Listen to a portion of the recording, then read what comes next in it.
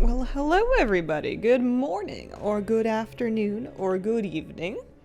Happy News Day. Let me see here. I got a cat. She's watching too. There were actually, well no, she's not watching. She's napping, but it's the same thing. There were actually dogs literally howling outside a moment ago, and I thought, that's definitely because of the announcement, right? Like, that's what we're doing. How are you guys doing? Welcome to Expansion Announcement Day. We're streaming. We're a little early. Not much early, but I figured it'd be a good idea to start the stream with, like, you know, enough extra time to make sure that everything's working. It'd be a bad day to have one of those camera won't link up today. I'd like to thank the Mackie Moment for a 28-month resub. What madness was happening in that 5-minute countdown? Also, Arison with an 8-month resub. So excited. Glad you're streaming this live. And Punctualis giving out 5 gift subs. Thank you very, very much. Appreciate it. Happy Tuesday, everybody. We got 7 minutes. Let's go poke around some vaults, eh? You all excited? You awake? I mean, I guess for a lot of you, it's not really early morning. It's only 8:53 in the morning for me. This is usually when I'm, like, waking up, but I got up a tiny bit earlier just to make sure I'd have time to, you know, run a brush through the hair, and I'd, you know, put on makeup and then be like, why do I put on eyeliner? I clearly don't know what I'm doing. Hi, Hazel. How are you? Scarlett? I'm doing really good. I am awake. I had a delicious breakfast, and I had an incredible day yesterday, so I'm just vibing. I'm vibrating. Ooh, I sold some stuff. Neat. Cool. Eternal Lumi, thank you for the 7-month resub.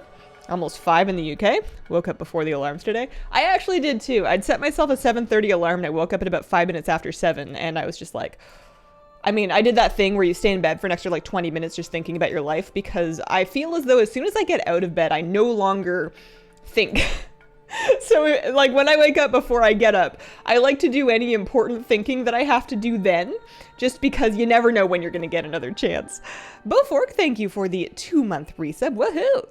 Got iced coffee and ready for the expansion reveal. I want a cup of tea. Should I have made a cup of tea? No, I finished my coffee already and I have water, so we're staying hydrated. Breakfast, oats and fruit, mango and strawberries and oats. It was delicious. I'm probably gonna get hungry in like an hour, because that's usually how oats for breakfast goes for me. YouTube countdown's over here. It's got 6 minutes left. It's not going anywhere. Good luck in the vault. Hope you get something nice. Why, thank you. I don't know what I want on my hunter. I guess a weapon. I suppose I want a weapon. But I'll just open it up and see what. I'm just flying back to make. I guess I could have hearthed back, but I want to pick up patterns just to like have it on me this week. I was enjoying, you know, independently of any expansion announcement, I was enjoying the Wowhead news updates. You see that Veil Strider title for like a Shadowland super meta achievement? I was looking through it and thinking about the different things that I would still need to finish and the different things that I already did that are now worth another thing. I'm not usually a huge title collector, but I love an excuse to do meta achievements. Mortonaro, thank you for the 12-month resub. Wow, a whole year. Looking forward to the announcement. Another charge in the catalyst for 2-piece. Yeah, so she already has 1 piece because she got Raid Finder gloves in her first vault. So, and I never used my charge last week because I figured I never used the charge last week because I didn't have a suitable base item. And now I realize that I actually had enough, I have enough Sandworn relics to buy a shoulder piece, and that could have given me 2-piece. I just forgot that shoulders was an option. For some reason, I was really fixated on doing a chest. But let's just, you know, crack this open in the priest one, because I want to get that, I don't know, I just want to see before we're watching the announcement and then talking about the announcement. You've already completed. I have done renown. And then I did Fun Gal, so my Exalt with Marasmius was not for nothing. Oh, for a second I thought that was 239 infinitely. Is this good? Is the ooze trinket good? Almost salty, gonna get Mawwalker title to somehow justify the NPCs calling me that for the past year and a half. Ooze is very good. It's a 275 ooze. I got 236 trinkets with avoidance, yeah. We're gonna pop that bad boy on, and then I can do I'll pick up some like Sandworn gear for the catalyst, or you know, maybe something will drop in LFR. But we'll take that. 230, yeah, we'll do this. And that puts me at item level 250, which was technically my goal. How are we doing? 4 minutes? Okay. That was my goal. So I could be like, wow, my hunter's done. I don't know if I'm gonna say that just yet, but I have, you know, achieved the thing that I wanted. Want to see you heal sometime? Roach type person, thank you for the brand new sub. Welcome to the Squirrel Squad. You got the first sigil. It dropped for me in LFR. I had 2 separate people immediately whisper me like, hey, you need that? Here, let's pop on my priest. Follow, try again later. Internet can't this morning. Oh, thank you very much for the follow. Gotta get the monk going again. Yeah. Yeah, I'm excited about those meta achievements. There was something else in the Wowhead news. Wowhead news has been going off. Let me see. What else do we have? Expansion reveal live stream. Yes, yes, yes. We're doing that. Noble Garden. Yes. Oh, I realized I'm going to need to invite people to my party for that Veil Strider title. Oh, yeah. I was reading about the faded affix and the rotation, which makes sense. 3 crafts required per rank for legendary crafting in 925. That was cool. And then I swear there was something else, but I don't see it. Know what I'm boosting once I pre-purchase Shadowlands? I mean, the new expansion. So excited to be here for this. What are they at now? We're at 3 minutes. 3 minutes. Let me get to Oribos and go take a look through the vault. Most have been excited for an expansion announcement, even though I'm really enjoying Shadowlands. Just so curious. That's good to hear. I was looking through the Veil Strider meta achievement and all the different things that were involved, and the thought that I had and the feeling that I had was, wow, Shadowlands had a lot of cool stuff to do in it that I really enjoyed doing. I know it gets a bad rap, although not necessarily for me, but I've really enjoyed Shadowlands. It's one of my top expansions of the last probably like 3 or 4, even though I got a kick out of BFA too. I've really had a good time. But I'm dying to see what they've got next. I am gonna watch. I'm just poking around. I'm gonna go pop open my vault. I have my loot spec set to holy, so I know it's gonna make holy loot, but I always like to change my spec just in case. Like how it's going through each expansion. Faded without deterministic gearing, kind of scary. There's going to be some version of deterministic gearing, though, because they've data mined those raid gear vendors off of the PTR. So I think there's, or not data mined, they're on the PTR. So I think there's going to be something. We just don't know the details yet. Will you have audio for the reveal? Yeah, the sound that you hear now through stream, assuming that you hear the sound through stream, is from the countdown. That's countdown music, and it's not game music. So I double checked that. I had to change an extra setting just in case. Enjoyed Shadowlands as a solo player. Yeah. Are we ready? I think we're ready. What do I want here, by the way? Oh, don't show me a 278 ruby. Didn't I already have a 278 ruby? Ooh, 278 offhand. My weapons are kind of eh. Guard Staff of the Great Cycle. It's not a bad weapon, but I don't think I take that. I definitely don't take the... Oh, the ring's got speed on it. I don't need speed. But it's speed. What a sick staff transmog. What if I took the staff just for the mog? Yeah, I know. The ruby's nice. I have trinkets, though. I don't want another one. I'm going to put on a 223 thing with 100 leech on it and call it a day. Oh, less than 60? Yeah, 52. Here, I'll tab over at 30. I don't think I can take this because I don't really care about Versa, and I don't have a main hand. But what if I get a main hand? I don't want a ruby. It's good, though. It's a good trinket. I could take, here, I'm just gonna not take anything for now. I could take a currency and get a socket, and I could socket something. That would be worth it. Congrats on your things on 2 tunes. Hope they add more demons for warlocks, like how druids have 100 forms. I guess demon like skins. Didn't you want a ruby? I had a ruby. I just don't like, the problem is I've had one, so I know how much I suck at using it. And because it's an on use with like a bit of a finicky condition, there's like an excellent chance that I'm just gonna make a real right mess of it. Movie time. Can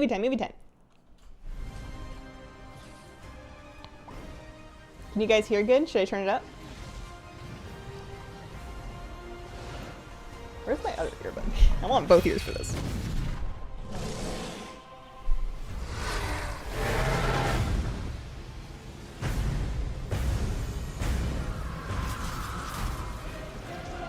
Is that good? For the Alliance!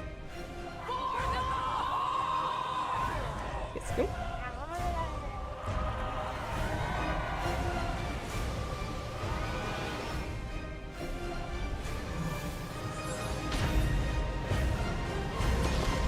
Put my feet up.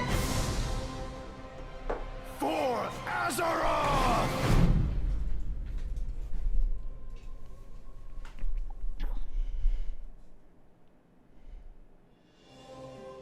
everyone. I'm John Haidt, General Manager for Warcraft, and with me today are my friends Ian Hazacostas, who is the Game Director for World of Warcraft, and Holly Longdale, who leads up the production team for WoW Classic.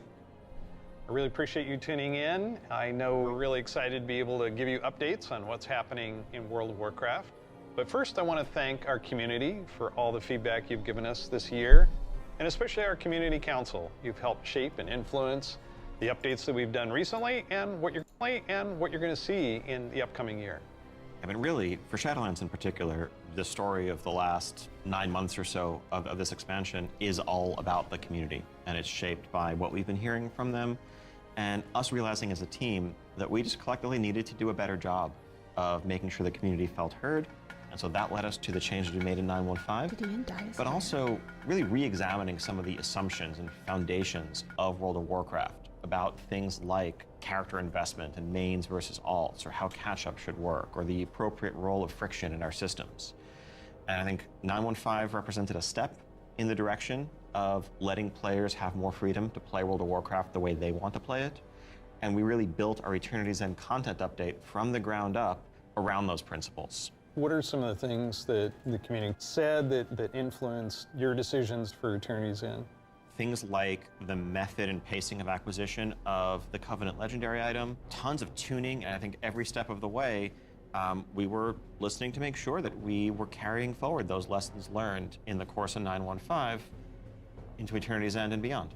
So WoW Classic came about because of the community. Yeah, they continue to help guide and support us as Classic evolves. World of Warcraft has always been about the world and the players that inhabit it, and we are in a lot of ways curators and caretakers of that journey and of that experience. And so once this Classic community formed and grew, we had to listen to them. It's this tide of listening to the community and paying attention to what is a good experience for our players now. And where we really saw a sea change in this idea is with our Season of Mastery realm, which is a Season of Fresh Start Classic. And initially we were talking about it like it was going to be like a fresh start. Let's try this experiment in a season. It'll be about a year long. And then when the community found out about it, we started seeing this upswell. Yeah, the team just took that idea and ran with it and turned, what started out as a small community project into this Soul of Iron system that became a centerpiece of Season of Mastery, and a whole new opt-in hardcore mode that we've seen communities built around. Lots of, thrilling victory and painful defeat. 5 hours. I made it 5 hours. Yeah, and it continues. Like Burning Crusade Classic, we wanted to balance the Paladin seals between Horde and Alliance, so we made an addition there. We wouldn't have gotten there without the community's input. So, influence the community, you've got another update, and pretty significant controversial change for this. Yeah, cross-faction play coming in 9.25. Which is on our public test realm now as a big centerpiece. Ian, cross-faction. Yep. You're breaking with a 17-year tradition. Yeah, it was not an easily made decision by any means, and I think this is another one of those areas where really we try to take to heart community feedback and requests and ask ourselves as a team whether there's a way to accommodate such an earnestly held desire and still feel like we're being true to the roots of the game. I think players desire to play with their friends who might prefer a different faction, or to play with the faction that they more closely identify with, even though their raid group is elsewhere. It's really important for me. I play a lot of alts, and I love absorbing the story for each race, and having that ability to play with all of my friends across factions is fantastic. At the end of the day, the battle cry is for the Horde. It's not against the Alliance. It's not death to the Alliance. It's about pride in one's faction, and I think there's a way to preserve that and even strengthen that while giving players the ability to make the same choice we've seen the greatest heroes make time and time again. I can't wait to do this. I'm seeing a lot of my friends that I never knew had a max level character in the other faction suddenly come out of the woodwork. And then, with these cross-faction groups, many of them are going to be diving into something new that we're doing to kind of cap off Shadowlands, a Season 4. Kind of a remix, a bit of a greatest hits, revisiting all of our raid zones across the expansion, bringing in some familiar older favorites into the Mythic Plus rotation. And we recognize this is kind of a closing chapter, a little bit of a send-off to Shadowlands. As everyone gets ready for what happens next, what will come next, want to give a fun new challenge for everyone to sink their teeth into. Really cool stuff for modern WoW players. I'm super excited about the gear upgrades that you're going to give me and the chance to go back and play some of those awesome raids. There's a lot to explore. Very exciting. For our next adventure in World of Warcraft, we're going to go back to Azeroth. We're going to a space with high fantasy. I mean, our fans of Azeroth for a long time. This has been kind of the foundation of much of the lore of WoW. So without further ado, let's watch the cinematic.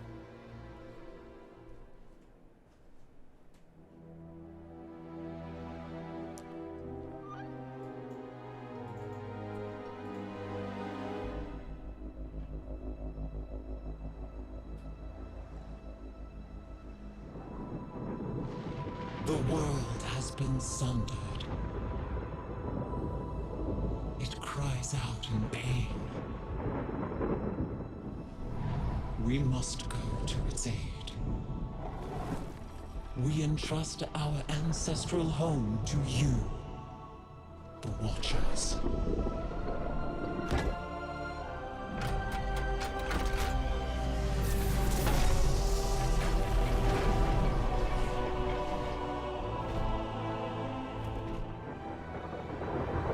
Let the land slumber, hidden even from our own eyes. You will feel our return in the waking of the land. Then, you must light the beacon of Tearhold, lest the path home be lost to us forever.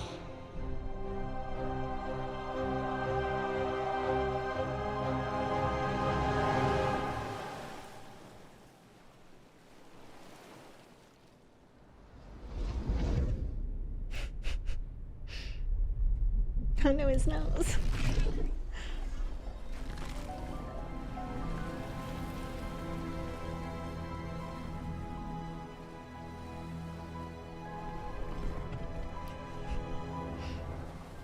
Oh no, his nose.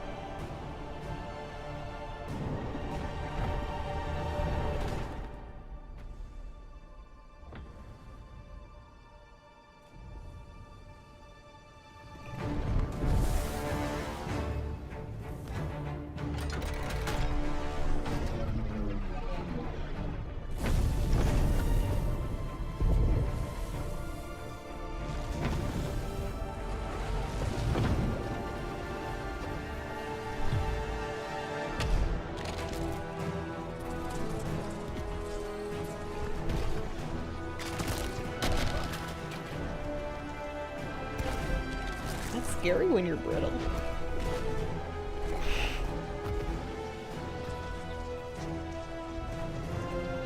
This thing's still rolling.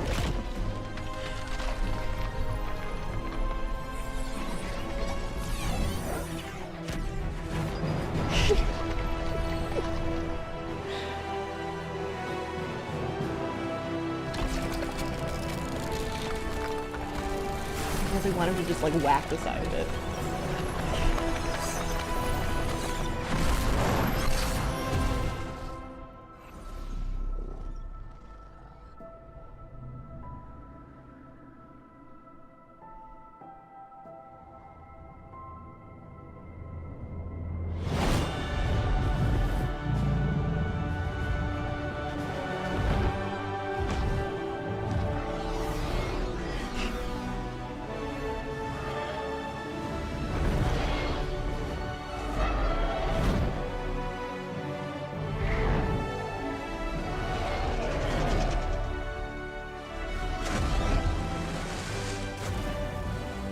world is healing.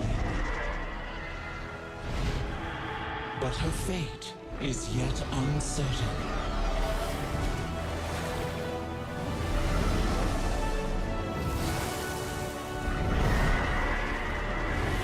Together, we shall be Azeroth's protectors once again.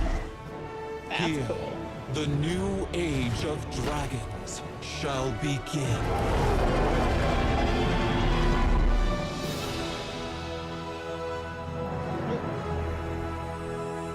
I like the camp.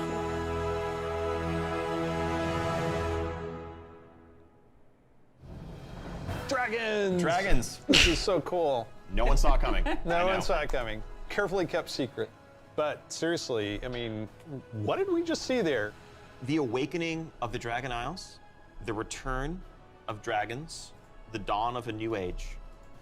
Right, we've seen Rathian searching for his father's legacy, searching for the Dragon Isles. His hair There's a gets reason better why every he time we hasn't see been it. able to find them until now. The beacon going off, is that summoning the dragons? It is removing the concealment that had hidden the Dragon Isles from the world, but also beckoning the dragons back urgently in a time of need. I assume pretty good variety of locales within the Dragon Isles. Yes, the Dragon Isles, as kind of standard for WoW expansion, consist of 5 zones, 4 standard leveling zones, and a new starter zone that we'll get to in a second. Can you talk a little bit about how the team found ways to thread the dragon aspects throughout the environments? The Dragon Isles are a place that is lush and primal, bursting with elemental energy. As Azeroth herself reawakens, those primal forces are expressed throughout the environment, whether it's magma activity, volcanic activity, whether it's the icy wastes of the Azure Span, and each one of those has a connection to a Dragonflight that we've seen before. And it's going to be an amazing place for players to arrive at and explore. All right, you know I'm going to ask. Yes, okay, so Can I be a dragon? let's start getting into some features here and what Dragonflight means for you as well as just a place. So first off, yes, we have an all-new playable race, the Drakthir race. Yeah. This is a draconic race, but dragons in Warcraft have the ability to take on a humanoid form. Does that What not classes look can like a they be? dinosaur? They have unique abilities as literally a dragon.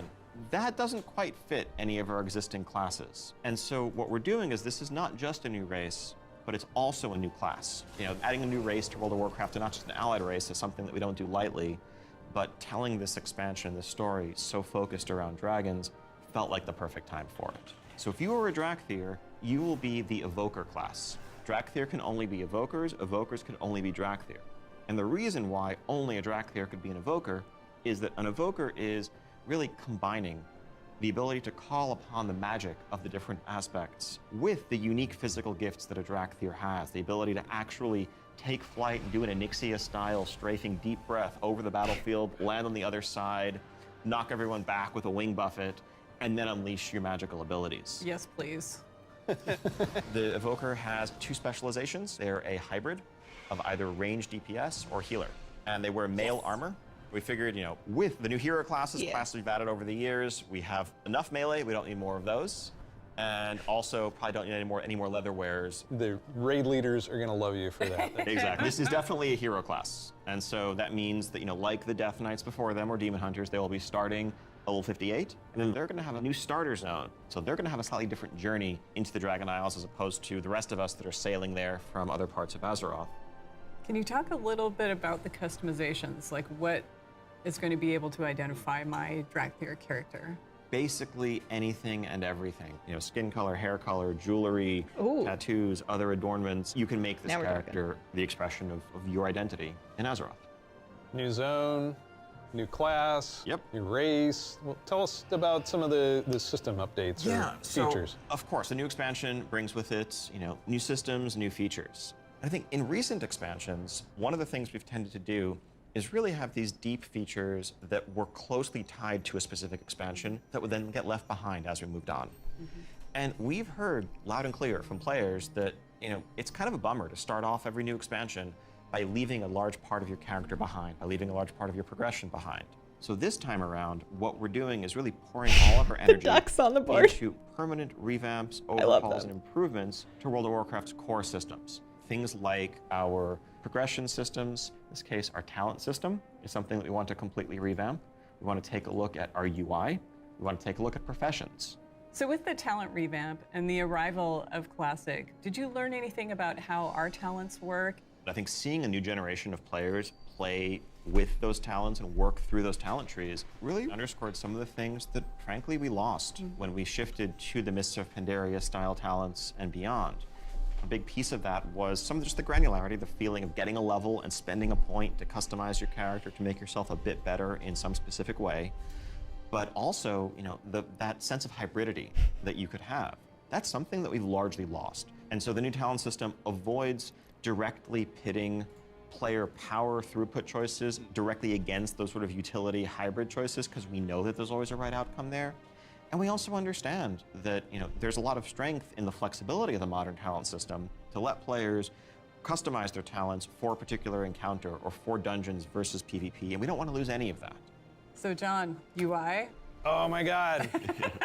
Yes, I got this 30-inch monitor trying to keep track of where I am on the map, all my buffs, and over here, what's going on in chat. It has literally made my eyes go like this. So, You're not alone in that. We've made a lot of incremental changes and additions over the years, but really this is a revamp, this is an overhaul. And so we're excited to really modernize the look and feel while staying true to the origins of World of Warcraft. At the same time, we're not looking to take away the sort of power user customization there. Add-ons are still there if you want them, but we want a much better default out-of-the-box experience for all players, new and old alike. and can I reduce elements, remove elements, if I want to explore the world and see the beauty of Azeroth? When it comes to specific elements, as much as possible, we want to let players choose what to show and what to hide so that they can control it themselves. You mentioned professions. I have a critical question about this. Go on. Can I wear a chef's hat? Yeah, I knew it. Our approach to professions in Dragonflight is really all about delivering on fantasy and identity as a crafter. And so if you want to be a serious blacksmith, if you want to be a great leather worker, we want to deliver the ability to invest time and energy into that, become a master crafter, be able to make items that are in demand, interact with the community. One of the big pieces that we want to do to support that is a new work order system to have a bit more convenience than just spamming trade chat all day. But if you are someone, you're not yourself a blacksmith, but you have a bunch of mats and you want them forged into a great sword, you can put that work order up, list your mats, offer a commission, and a skilled blacksmith can come along and make you the weapon of your dreams. Ooh. I think we left out one thing, though. You can be a Drakthir, go to Dragon Isles. Can I have a dragon? What's the fantasy of dragons, if not soaring over the lands? And so we're really excited to introduce a feature that we're calling dragon riding. It's dynamic with everything from momentum to dive bombs, the ability to just sort of build that speed up and feel the world rushing past you in a way that should be much more exciting than traditional flight that we've made available in the past, but that's also available for players through a customizable dragon mount right from the start. So this is a skill you learn over time, right, to become an awesome dragon rider? Yes, you'll be able to sort of upgrade aspects of your flight, but you will have this new form of flight Well, at from least we the know we start. can fly them. And the Dragon Companion that you have is, of course, very thoroughly customizable, which is a new thing for us for mounts. This is not just a generic dragon that everyone has, but a drake that is yours. What do you want its scales to look like, horns, the shape of its head, other attachments, armor pieces, and more. Take your pick. This is so cool. So the Dragonflight expansion is going to see players leveling to 70, going to the all-new continent of the Dragon Isles, which consists of 5 zones, 4 standard leveling zones, and a new starter zone for our Drakthir class, as well as a range of systems revamps, such as a new talent system, an overhaul and update to our UI, and an entirely fresh look at professions with more depth than ever before. Also getting around the Dragon Isles is going to come in the form of dragon riding, which lets you customize and upgrade your own mount so that you can fly in a sense from the start. And of course, as with any new expansion, we have a new set of dungeons, a raid, and much more to come. We also have an alpha that will be starting up in the future. Check out our website for more information and keep an eye out for those opt-in signups if you want to help us test out Dragonflight and give us even more feedback to make it better. We do have a deep dive that follows this, so please stay around. Oh, good. Classic players, we haven't forgotten about you. You could probably guess where we're going to go next. One of the all-time favorite expansions for World of Warcraft. Let's watch the cinematic.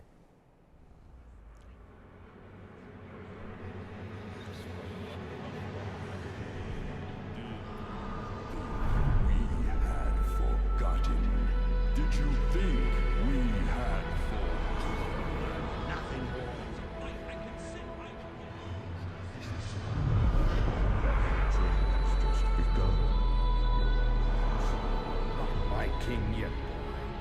Can't you do this? Argent Crusade come for you and of your father, of your people, for all the lives you've stolen. My son, the day you were born, the very forests of Lordaeron whispered the name Arthas.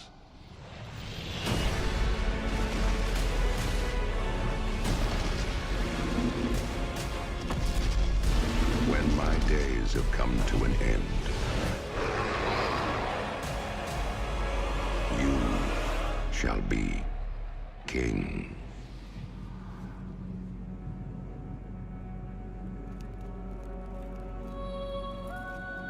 That's this year?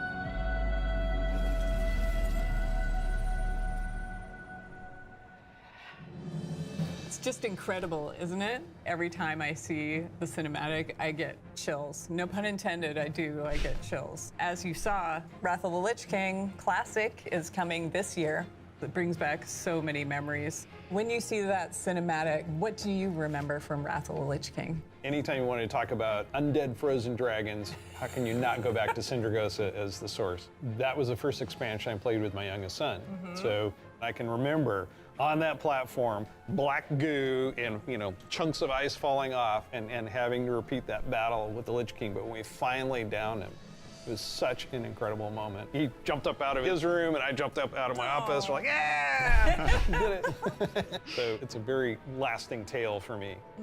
So as you know, with this expansion, you will, in pre-patch, be able to play the Death Knight. They will start at level 55. You don't have to have a high-level character to make a Death Knight, so everyone will be able to make one. We're excited to give players some time before Wrath officially launches to get geared up and ready to jump into Northrend with everybody else. And there are so many zones and areas to explore in Northrend, and I want us to talk about some of our favorites. So for me, Grizzly Hills has a very special place in my heart. The music was some of the best I've experienced in World of Warcraft. I still make my way all the way up to Storm Peaks to try and find the time-lost Protodrake and have yet to get it. I've got to say Dragonflight. The wide open nature of the zone, Wormrest Temple in the center of it, it's an unforgettable expansion as both a developer and a player and kind of making that transition from one to the other. Now let's talk about some changes. So one thing we looked at is Dungeon Finder, and it feels like how we envision Classic, Dungeon Finder is not a good fit for our community. That was kind of the first step that may have eroded some of that social fabric. Now, as people have gone through the experience of going back to vanilla, rebuilding those groups, relying on each other,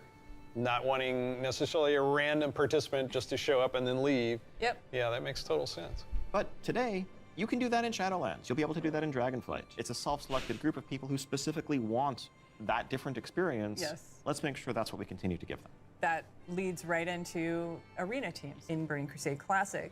So we listened to the community and we removed that because individual rating is preferable and a better experience for them than arena teams. Also, with Wrath of the Lich King, Barbershop, which allows you to customize your character. We're going to be adding a few more options that were not existing when Wrath launched, but also there's another side of this where we are not going to charge a real money fee. It was a paid character customization fee, right? Yeah.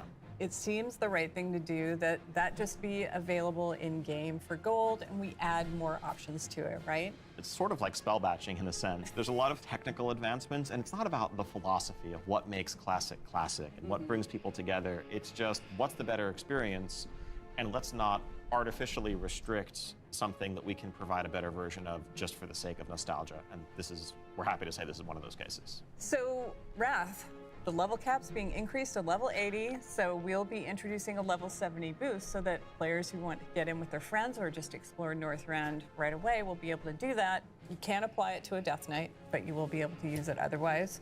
And of course, we have Inscription, a whole new profession, so we're really excited about that. Yeah, and as we continue this road to Wrath, we're going to be looking to getting a lot more feedback on beta, and we'll make changes as we need to. Such an exciting time to be playing World of Warcraft. We have the return of the Wrath of the Lich King for Classic fans and taking us somewhere new with Dragonflight. We're so excited to be able to bring these adventures to you. Don't forget, there's a deep dive on Dragonflight where you're going to get a lot more information.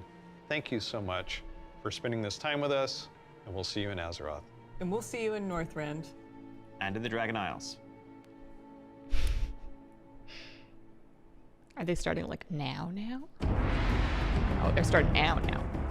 Hi there. Welcome to the Dragonflight Deep Dive. I'm Steve Denuser. And I'm Taryn Gregory. Starting it off here, we're going to talk about the setting and the story of Dragonflight. We've got this great expansion, exciting pre-render trailer that everyone just watched. So let's talk about the setting for Dragonflight, the Dragon Isles. Dragon Isles have been known for a long time in Warcraft history as a mysterious place where the dragons came from long ago, but we never knew much more than that. We're going to this place that is kind of the broodlands of all the Dragonflights, the place where they nested, where they built their civilization. The Dragon Isles was the center of the Dragon's kingdom when the world was young and the mortal races were just starting to form kingdoms of their own.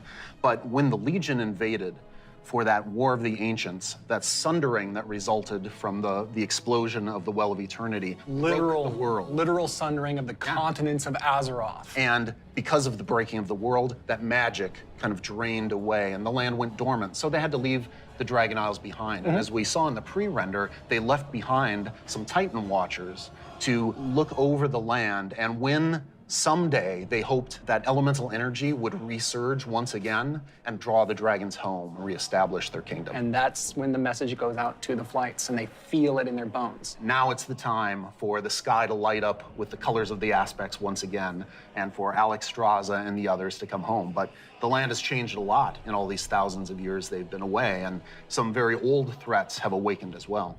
We're looking into the culture of dragons as they exist in Warcraft. Dragons, as we know them today, were very different in the early past, the early history of Azeroth. They were much more primitive, much more savage, what we now know as proto-dragons. And then some of the dragons were empowered to become the aspects. The green flight, red flight, blue flight, bronze flight, black flight, each with unique powers, each with the ability to protect the world in different ways. These pillars of draconic power appointed to defend Azeroth from threats within and without. Dragons used that power both for good, in the case of most of the aspects, but also for nefarious reasons in the case of the Black Dragonflight led by Neltharion, who would become Deathwing. And what we will find in Dragonflight is that some of these ancient divisions run deep. And so it begs the question, where do we go from here? If this is an opportunity to reclaim their legacy, to be the protectors, as the cinematic mentioned, that they once were. To do that, they're going to need the help of our heroes, our players, to come to the Dragon Isles with them and face some of these reawakening challenges, because it's not just that this land is peacefully waiting for the dragons to return and reclaim it. There's those old enemies that have awakened as well. Yeah. One of those being a race of kind of elemental half-giants, the Jarradin. The Dragon Isles isn't just populated by dragons or just by the Jarradin. There's also many other occupants here in the Dragon Isles that have been here either just recently or for a while, including a fan favorite coming back, the Tuskar. That's going to be awesome. We've got other cultures there as well in the Dragon Isles. We're going to find out about a civilization of centaurs that predates the ones that arose on Kalimdor much later. And some of our favorite characters that we've seen over the last few expansions, such as Rathian. And whether he's ready to step up into a leadership role, or if there are other alternatives out there that would be better suited to the job of being the aspect of the Black Dragonflight. I think one thing the players are going to be really excited about this expansion is the new playable race, the Drakthir. That's right. And this is something that Neltharion, before he was Deathwing, before he went full crazy world dragon, that he put into motion. Neltharion saw those primalists that were kind of breaking away from the aspects and what they wanted. And so in those first experiments, he took the essence of dragons, their strength, their nobility, their wisdom, and he combined it with that scrappiness, that adaptability that the mortal races had. And he wanted to use that to create the ideal soldier in his mind, the Drakthir. Exploration is really one of the key themes of this expansion. We're going to be going to this ancient place that the dragons left behind long ago. So we've made these huge zones with all kinds of places to delve into and find little treasures and little secrets tucked away. It's gonna be a lot of fun for players to be exploring these landscapes. And there's so much architectural history and how clearly aspirational was the kingdom of the dragons and how it lost so much. And the themes of trying to return to that, to try to find your legacy, to try to figure out who you were before everything went awry. But there's questions, thematic questions of what does it mean to be true to your legacy? Are we going to repeat the mistakes of the past? The dragons have had to learn those lessons just like the mortal kingdoms have had to. And I think that's one of the reasons why the dragons see this now as the time that they have to return and they have to step up once again as protectors of Azeroth. We're helping the dragons because the dragons have helped us in the past too. So by using the Explorers League and the Reliquary together, that allows us to delve into some of that history. And when I look upon the Dragon Isles and all of its visual splendor, I get so excited for the prospect of a truly Azerothian adventure alongside Calicos, along with Rathian, Ebonhorn, with Ysera's daughter Marithra, as each one of them is trying to find their own flight. I am taken by the exploration and the potential for adventure and just new horizons within this world. There's going to be old stories from that time past, that history that only the dragons knew for the longest time. We're going to be able to explore that. It really feels like just a breath of fresh air.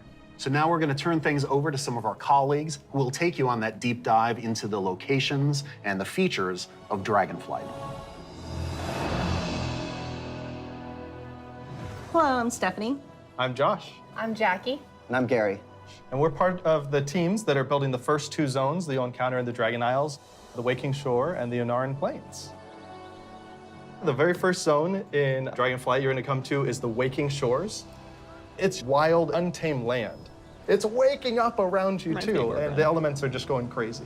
The art team, again, has hit it out of the park. You'll see like a lava mountain flowing in through the beach, giant proto-dragons swooping down, gobbling up members of your expedition. We have such rife opportunities to show elementals rising up because of the crazy magic that's flying around. The one of the things I love is just how you get to the Dragon Isles, right? So you're gonna get on your boat in Stormwind or Orgrimmar, and the first thing you do is sail between like the dragon ruin architectures. The boats come right alongside each other. You can jump from one boat to the other and just start causing havoc on the other faction's boat. For those who love PvP, this is a great opportunity for war mode. Sure. It's free for all out there. It's gonna be great. But it's okay. There's an innkeeper on the beach, so that if you're in that situation and you don't want to be in war mode anymore, you can just hop out right there. The Reliquary and the Explorers League are working together. The Horde and Alliance are sending an expedition together. It's not the military, it's not the soldiers. This is the scientists, the settlers, exploring this new land. So it's a lot more optimistic tone. One of my favorite things about the Waking Shores is the Red Dragonflight, led by Queen Alexstrasza, the Lifebinder. They have the mandate of nurturing and protecting all life, which means Horde and Alliance, Gorloks, trolls, everybody. So they take that duty seriously. When the Horde and the Alliance come to the Waking Shores, they want to be there to help guide the people through the new land and welcome them. But they're not the only one in the Waking Shores.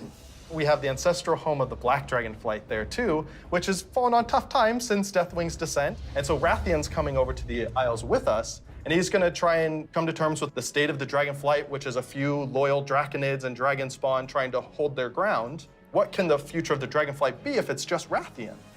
Because it's not just the dragons that are coming back to the Dragon Isles, but also their longtime rival, the Jarden. I love the Jarden so much. They're half giants that wield the power of magma, and when the Waking Shores and the Dragon Isles went to slumber, they also slumbered. They're back now, and they are ready to raise chaos. Yeah, they're massive. They're riding giant lava mammoths, parading around, just stomping on your face. And they were the enemies of the Dragonflight for so long. They fought against the Red Dragonflight, hunted dragons down, and they're really taking this opportunity to rise up. As the Red Dragonflight have the mandate of nurturing life, they don't want to just stomp out the Jarden completely, but they want to make sure that they don't have the power to affect those around them negatively, to make sure they don't go on a rampage and destroy the ecosystem that has been created here. And so those are awesome things in the Waking Shore, but Steph, there really is only one right answer for the best thing in Waking Shores, right? What? This is true. Ducks. We finally have those webbed feet hooligans in our game. We cracked the technology. We've got them. Figure it out. They can fly. You should be proud. Look at them. Thank you. It's gonna be awesome. The Onaran Plains come right after the Waking Shores. It's so breathtaking at first glance. The Onaran Plains are big, wide open plains. And the player is going to be constricted a little bit, and then you see this big contrast of a zone. We don't always get that opportunity, that cinematic moment where the player can have a framed view when they see this area. Come out and you got that postcard shot love of that. the plains. And then you see this giant fire proto-dragon breathing fire and a herd of centaur like harpoon down the proto-dragon and crash into the ground. And the first thing you get to do is go help them kill the proto-dragon. Like, how cool is that? Who is Onara? Onara is the wild god of the wind. And she's appeared before as like this big spirit eagle. She's the one who guided the centaur to the Dragon Isles many, many years ago. She blessed them, took their caravan across, and then showed them the plains. How fun at the beginning of this expansion was exploring the culture of the centaur. The centaur are these mighty, awesome hunters that, back when they first came to the Dragon Isles, they fought the green dragons all day long. Eventually, they realized that we're strong, you're strong, maybe we should stop decimating each other's people. We'll make peace, we'll make an agreement. You guys hang out in the groves, and the centaur will hang out in the plains. But now, the dragons have been gone for 10,000 years. And the centaur have come so far since then. And they've been here, and they've been existing and developing their culture. They all came over as one clan led by the mighty Maruk and Tira, and they founded a new life here. So if you want to get across, you have to follow their rules and their traditions. You have to earn their trust. You are the first outsiders to come in generations upon generations. The centaur might rule the open plains, but the green dragons make their home in the groves. And those groves are absolutely gorgeous. And how great a job it is that we have where I can take all of this beautiful artwork and build these beautiful fantasy groves, high fantasy. We want to do lots of things with an open plain, and we want to be creative with that. But we're restraining ourselves by letting the zone sing, letting the horizon tell the story. We certainly couldn't have done that in Vanilla WoW. No, definitely not. The zones are so big, and you can see so far, especially in Onaran Plains. So we talked to the engineers, and we actually increased that distance. It spurs you on to want to adventure and look through the zone and explore everything. The interesting thing for me is we have all these conflicts with the Dragonflights. There's missing dragons, there's battles, there's so much crazy stuff happening, but that's not really all we're doing. There's so much extra fun activities for people to do. And the greatest thing is that you need to figure out exactly what's going on and help solve all the problems that are just sprouting up everywhere. We're just really excited to tell a story that's grounded in Azeroth and exploration. There's so much more to talk about. But now, we're gonna have some folks talking about the next two zones that players are gonna experience in the Dragon Isles.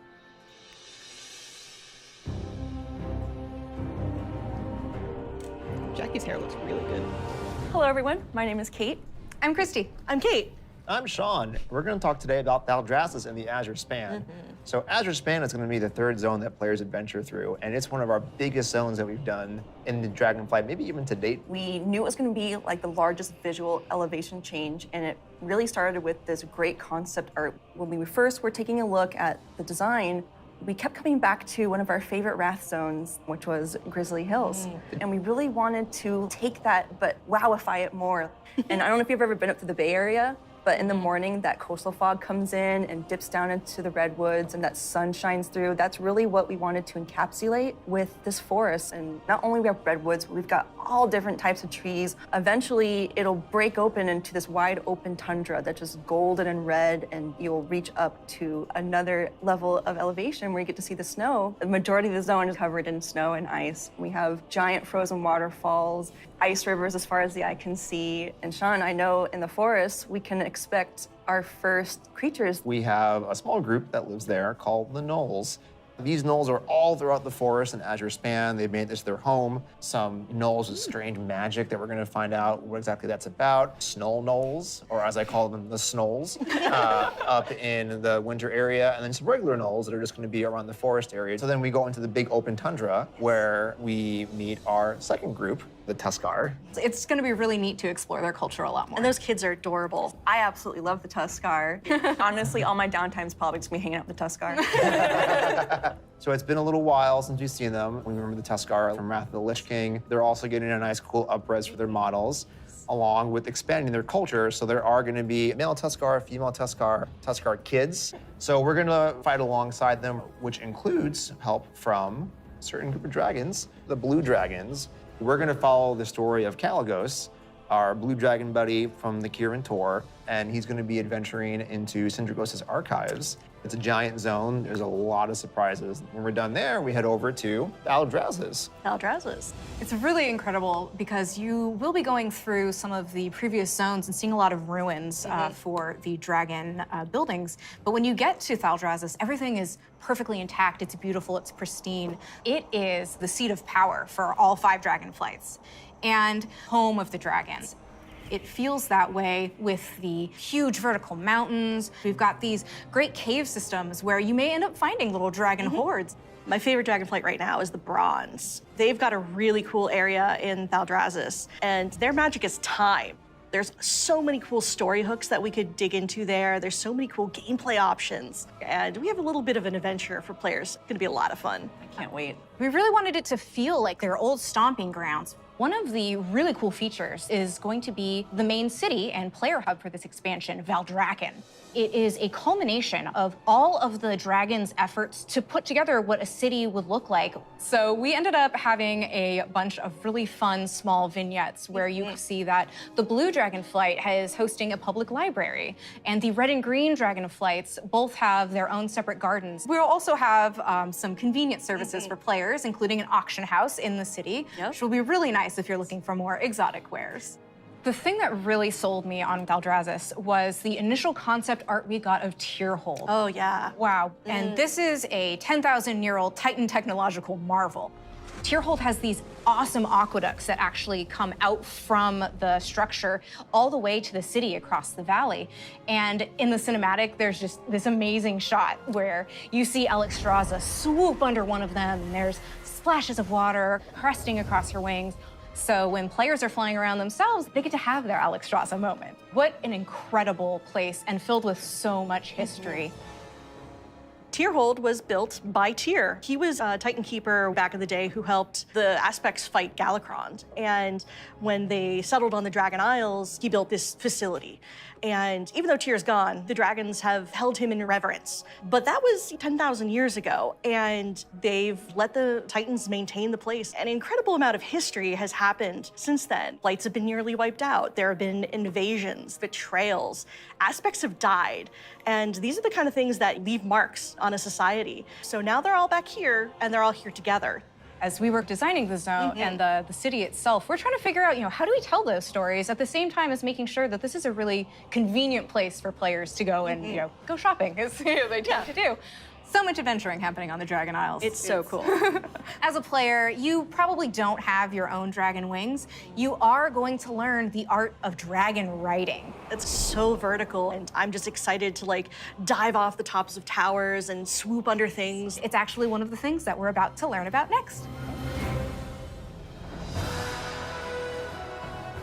Hi, I'm Jake. I'm Andy. I'm Kali. And I'm Graham. And I'm really excited to talk to you guys today about the Dracthyr Evoker, our new race and class coming in Dragonflight. We're here to talk about not only the Evoker, but also dragon riding, which is our exciting expression into the exploration of the Dragon Isles. We knew with a dragon-themed expansion, we wanted to let you play a dragon. Not a big dragon, Alexstrasza size. That'd be tough to fit into raids. I'm sorry, Jake. Okay.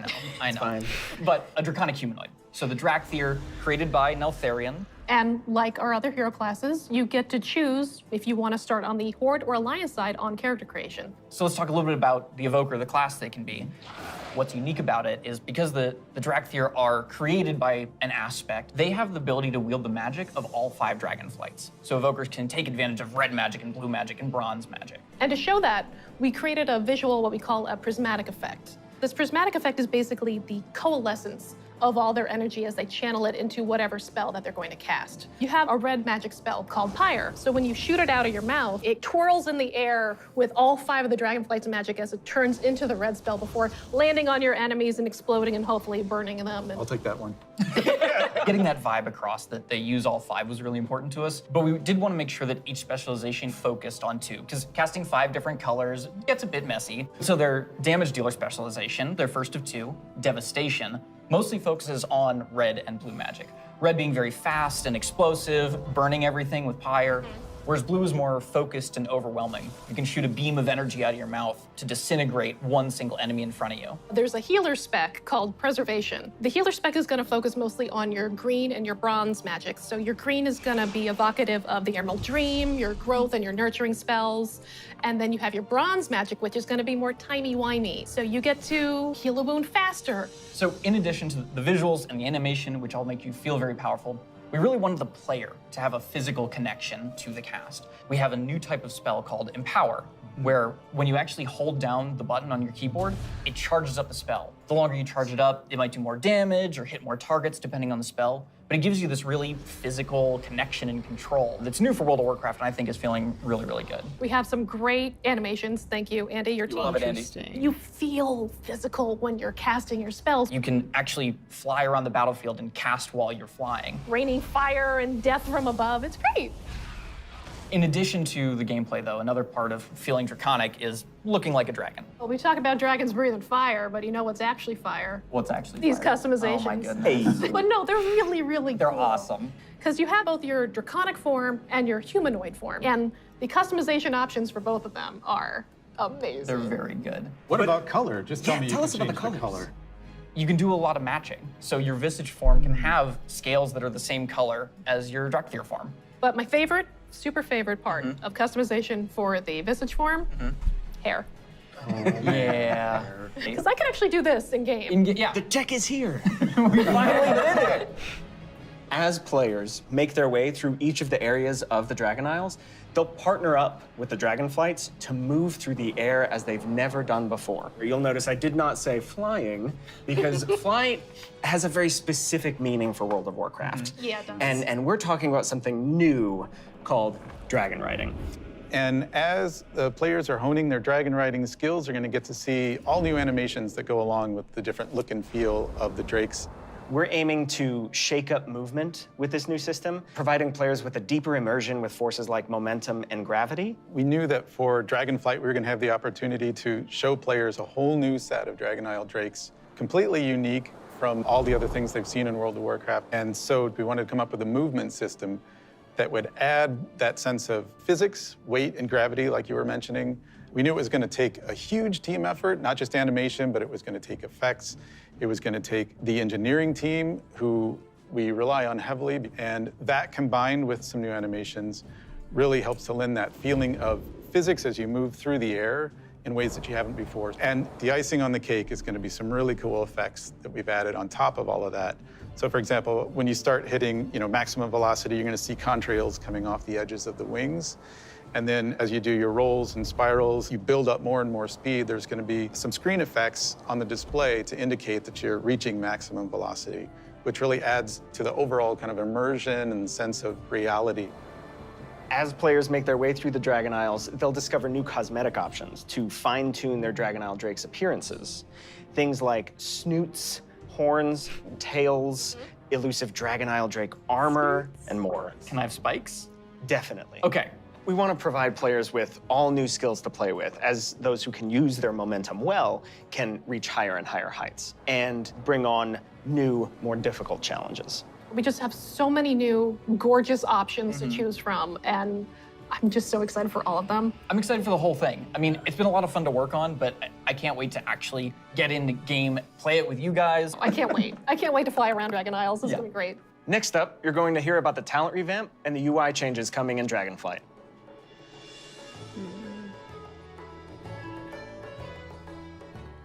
Hello, my name is Brian. I'm Crash. I'm Jay. And I'm Laura. We are very excited to share you're finally revamping the WoW HUD UI. And it is also time for a major revamp to talents and specializations. I have a big question for the group. How long do you think it took for us to finally revamp the WoW HUD? My guess is like 15 years. Close, 18 years. 18 years. 18 years. Wow. You know, technology has changed a lot since we made the UI back in 2004. Now you have like bigger monitors, and us, we have better dev tools to work with. So it makes sense to have the revamp right now. Also, if you look at the game today, the art evolved beautifully over the years. And if you look at the HUD looks like it got frozen time. So when we approached this, we wanted to create a layout experience that players could customize, move things around, adjust it to fit their needs. Add-ons today, they do a lot for player customization. The downside is that not everybody uses them. It's about time that everybody has the opportunity to use them, that they become a part of the base UI. Yeah, and we are working very closely with our user research team to make sure we are hitting the goals that our player needs. It allowed us to add new functionality, to improve accessibility in a lot of areas, and on top of that, we are going to be improving the art. Yeah, so the art update, it's a big part of this project. The UI that we have today has a lot of charm and personality, and players have been using that for 18 years. So with that in mind, we want to respect the players who really like the current UI, but do a more than take to it, removing the clutter and giving more visibility for your gameplay. So the new minimap, it looks bigger, and the health bar is also much bigger. If you look at the action bars and the bottom menus, they have less head frames, and you can really open up your gameplay, so you don't have a lot of your UI in front of you. And of course, we want to find iconic pieces from the current HUD, but we want to bring it back in a nice way. So we for sure updating the Griffins. They look so nice now. And the Horde, don't worry, we got you. We're going to have your version as well. So let's talk about the edit mode. We are putting a mode in that will let players move various HUD elements around on the screen. So I'm able to move the mini-map, say, from the right corner all the way over to the left corner. Or if I want to bring my action bars from the bottom and kind of put them more in the center by my character, That's really those nice. are all things that I'll be able to do? Absolutely. And each of those different components will have various sets of options that you'll be able to work with. They'll be able to save it, edit it, copy it, name it. Also, it'll remember which spec you're in. So if you're someone who jumps around a lot, as you switch, it will switch to whatever HUD layout you have for that spec. Nice. This is an ongoing project. We're going to keep working on it. So we really want to hear back from you. A project that we're all excited about that we've been collaborating a lot on is something that's pretty UI intensive, and that's the talent system. It hadn't changed in a long time, like you said before, and we really started with how can we have players have more choice over what their character has? As you level up, we give you a new spell or a new ability, something that kind of makes you stronger, but it's determined by the designers. We decide the order. Yeah, we started looking for a system that would give players a much wider set of options. And after looking at all those things, what we really returned back to was the idea of trees. But it's actually two trees. We have a class tree that offer different class utility, and then we have a spec tree that is focused on performing your role, whether that's damage, tank, or healing. Can I just jump in and say that I personally am super excited about having trees come back. There's a big nostalgia hit for me. As we said, we have these two trees because we feel like picking a specialization is a really important part of your World of Warcraft character now. And so we want to make sure that when you choose that, it kind of affects the tree in some way. Yeah, as soon as you open your talent tree, you'll see something new. The class side will have some abilities filled out for free, just kind of starting you off in that spec you've chosen, but then you'll have your first point to spend in the class tree, which could be something related to that spec or role, or it could be something from elsewhere in the class. There's a lot of things that we can do here, and part of that is encouraging players to perhaps make combinations that they've never really been able to see in the game before. This is an opportunity to put a lot more art and fantasy in the actual talent UI itself. You have seen that a lot through most recent expansions, but not the base UI. We want you to be able to tinker with it. You know, we want you to be able to make a lot of changes at a lot of times and not necessarily have to commit. The power really is coming back to the player. It's not something we want people to feel locked into, and so one of the things that we'll be preserving is the ability to change these talents at the same kind of frequency that you do now. Yeah, the old school players, when you see trees this time, just think, yeah, I'll go from my raid night to my arena match and figure out what I think is the best for both of those. And that's a process we want to make really fluid. So we're building a save load feature that lets you create your build, name it, save it, and then load it up very quickly and freely. Talents were really about the breadth of options. We've made all these different cool things over the years, but when are they at their coolest? It's when players can hold the building blocks of what can make up their class, their spec, and put them together in a way that works for them. So these are really cool features that we've been working long and hard on, and we're very excited about them. And it's just an early preview of the things we've been doing. We can't wait to see the reaction that you have to them, and please reach out to us and let us know your thoughts on them. And next up, we're going to talk about professions in Dragonflight.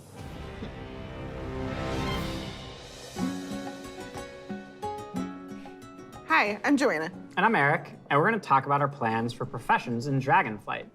Professions have been a staple of World of Warcraft forever, and they've seen lots of really cool incremental updates over their life. But for Dragonflight, we want to do something a bit different. We really want to rethink professions and figure out how to make them part of your identity as a player, if that's what you want. We really want to make sure that professions feel fun and relevant across all levels of gameplay. That brings us to our first update, something that we're calling crafting orders. If you want to have something crafted for you, but you don't have the skill or the right profession to do it for yourself, you can have it crafted through a crafting order. You can basically browse any of the recipes that can be crafted, pick the one you want for yourself, and then you include some or all of the reagents needed for the recipe, including ones that only you can get your hands on. You can find someone in person to do it right in front of you for you, or you can also go to an NPC and using an auction house-like interface, send the order out. If you're doing this, you can pick, do you want to send the order to anyone, sort of a public order, or do you want to only send it to your guild, or to a specific other player? Maybe it's a friend who will be able to craft the item really well for you. If you are really dedicated to your craft, you're going to be the best at what you do. One of the coolest things about this is the item you had crafted can also be soul-bound. In the past, you could only get your hands on crafted soul-bound items by having that profession yourself. Now anyone can have them crafted for them, which is really neat and really expands the number of items that we can provide that are really powerful because everyone can have them crafted through the crafting order system. This is also really cool because it means as a crafter, you can start building your client base. People are going to come back to you to get certain items. Maybe you're the best at making it, or you always throw in a little something extra. You're also going to be leveling up your profession. It's going to be really great. So the first time you go to craft, you're going to notice a lot of different things, but probably the biggest is the introduction of quality, both to your crafted items and your gathered reagents. Quality works in a pretty simple way. If you craft something that's a higher quality, it's just going to be better. For a piece of gear, that probably means a higher item level. If it's, for instance, a potion, that might mean a more powerful effect at a higher quality. And we're doing a lot of new things in the UI. We've put a lot of work into it to make sure that the professions feel really special and unique. And another thing you might notice in the crafting UI that's new is the introduction of stats specifically to your professions, both crafting and gathering. And this is another sort of major input into quality. Probably the biggest source of your ability to craft items at a higher quality is through crafting specializations. We've had crafting specializations in the past, as far back as original World of Warcraft. With Dragonflight, you can go out and earn specialization points in a whole bunch of different ways. So maybe you find an old book on a bookshelf in a ruin somewhere, or a hermit in a cave who can teach you a little bit about your profession. So let's say you're a blacksmith. You might decide that first you want to become an armor smith.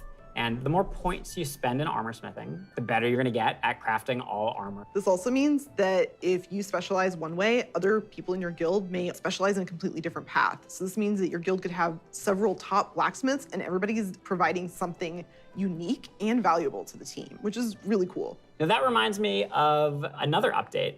We're actually adding crafting tables to all the different crafting professions. We're gonna take those and we're gonna put them all in the main city of Valdrakken. And you're gonna go in there and you're gonna get to see all the different players crafting their items at their cool crafting tables. Yeah, it means you're gonna walk into the city and you're gonna see like all these alchemists huddled over here, and you're gonna see all these blacksmiths over by the forge. There will be other players filling orders or grabbing orders. It's gonna be a whole new crafting area that's gonna make you feel really part of the world. It just seems like a much more lively area than it has in the past. What I'm most excited about, though, is the gear. We're introducing new types of gear for every profession, and when you go to, say, mine a node, you're actually gonna just switch into that gear. It's gonna be really great.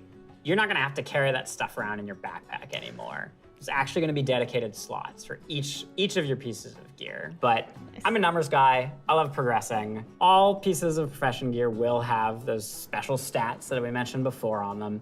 And as you get your hands on better versions of the gear, it's really gonna help you get better at your profession. I can't wait. Thank you for tuning in to the Dragonflight Deep Dive. You've heard a lot about the content and changes coming in Dragonflight, and we've got a lot more in store for you in the coming months. Until then, we'll see you in Azeroth.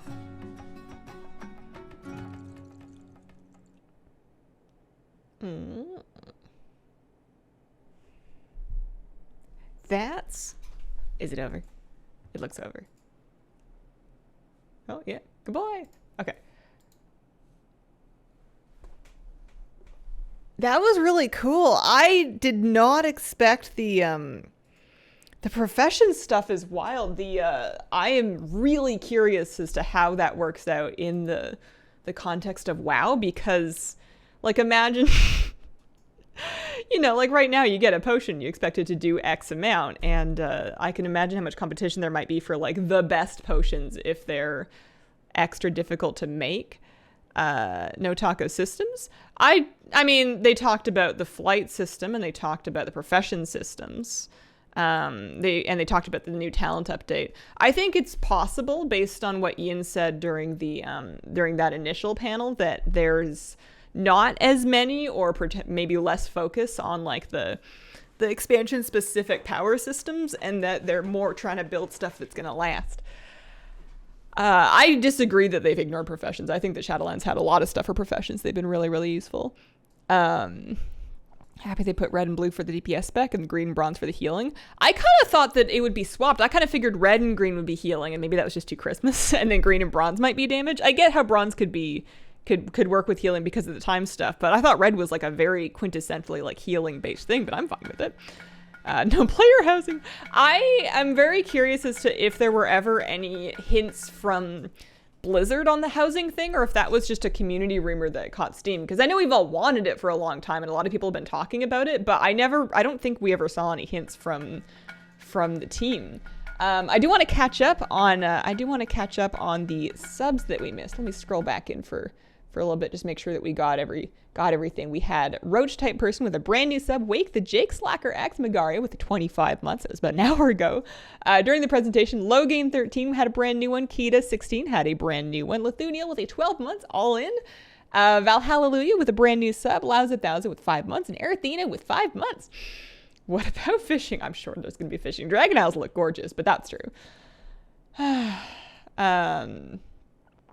Definitely going to make a Dragon Out. The fact that it's ranged. Yeah, ranged class, healer class, mail wearing looked really cool. The customization options looked awesome for them. I was a bit surprised by the Drakthir dragon form. The face of it feels very Zandalari Saurid to me. It looked a bit like a dinosaur. Oh, I'll try the new specs. I don't know that I'll main them, but I guess we have to see how they play. Am I going to main a dragon now since it's a ranged and a healer? I don't know. It's going to be hard to peel me away from my priest. Tenerain, thank you for the 18-month resub. Yeah, level cap is 70, so we are leveling. That seems fine. I'm good with that. You don't have to complete Shadowlands before you play the new expansion. You'll be able to just start with the new one. Tier set concept art. Okay, here, let's pull that up. I have some concerns about the dragon flying thing, though, just because it sounds like you are using that to get around the Dragon Isles, because it sounds like it's going to be faster and better than flying your regular mount, because otherwise why would you do it? But if it is faster and better than flying your regular mount, then that means, one, you're not really on your regular mounts outdoors in not Shadowlands, but Dragonflight at all. But secondly, they're talking a lot about all these really cool movement and physics and gravity effects. And I'm a little nervous for me and my fellow motion sickness people, just because I was getting a little bit nauseous just watching the clips they had. And if that's the main way we're getting around, I have some faith, because they've been conscious of motion sickness accessibility in recent times. They're aware that it's a possible issue. I'm just I'm interested to see how that actually plays out when we have it, and whether or not that's an issue for anybody. New main confirmed. Concerned about profession tables, remembering the start of Legion. I'm interested to see how that goes, because the profession thing sounds like a big risk. It sounds like you've got a lot of variance in the types of things that they can make, and that if you want to make the very best things, it kind of sounds like a lot of work, which is cool, especially with the work order. I'm really happy about the crafting orders, but I'm just kind of curious as to how that plays out when it's actually in-game and available. Like, is there going to be demand for anything but the very best version of it? There must be, just because not everybody's made of gold, but need to see the full talent trees, need to understand why some talent said 1, some said 2. I would assume, and I don't know anything, but I would assume that that's the kind of talent point that you can put multiple points into to improve the effect of it. Talent tree looks more fun. Yeah, the talents is another thing that I was very surprised. I was really surprised that they were redoing them, just because we've all kind of gotten used to the mop model, and I know some people really wanted the original trees back, but I'm interested to see how it plays out. I really like the look of the different talent loadouts being saved, and then also having spec-specific UI elements.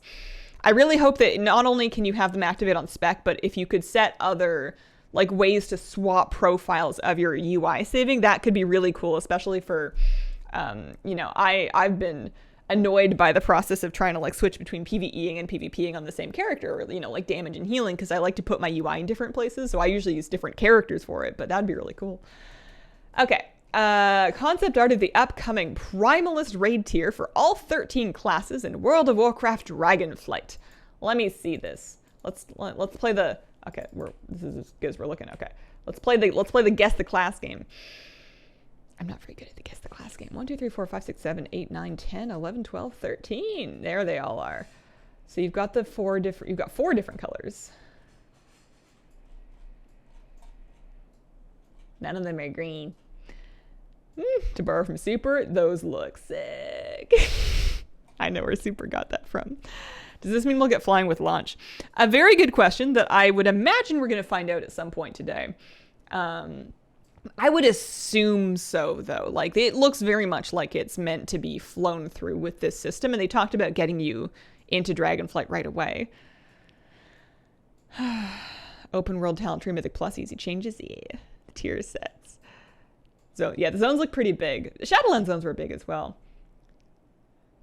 These look kind of neat. Where's the priest one? This is probably Monk, because they've got coins. Monks love having extra change ready for lunch. That's the only one I can pick out. This could be Druid, but it also could be Shaman. I'm bad at this game.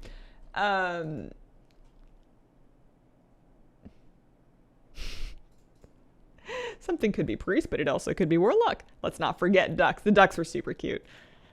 Modern factors, professions, elf, talents, charge mechanics. Feels like, oh yeah, the charge mechanics, that's right. The thing where you hold down the button and the spell gets more powerful is very, very interesting to me, because there's gonna, you know, that's gonna get mapped out.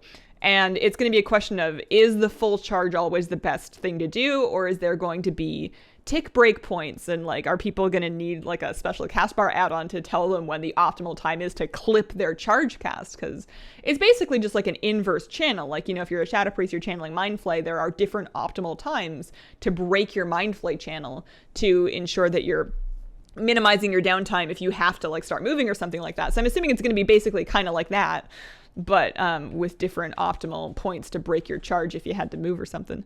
Bet that middle blue is the Priest. Top two in the middle are Mage and Warlock. Middle blue. Middle blue's wearing pants. I mean, I know Priest can wear pants, but...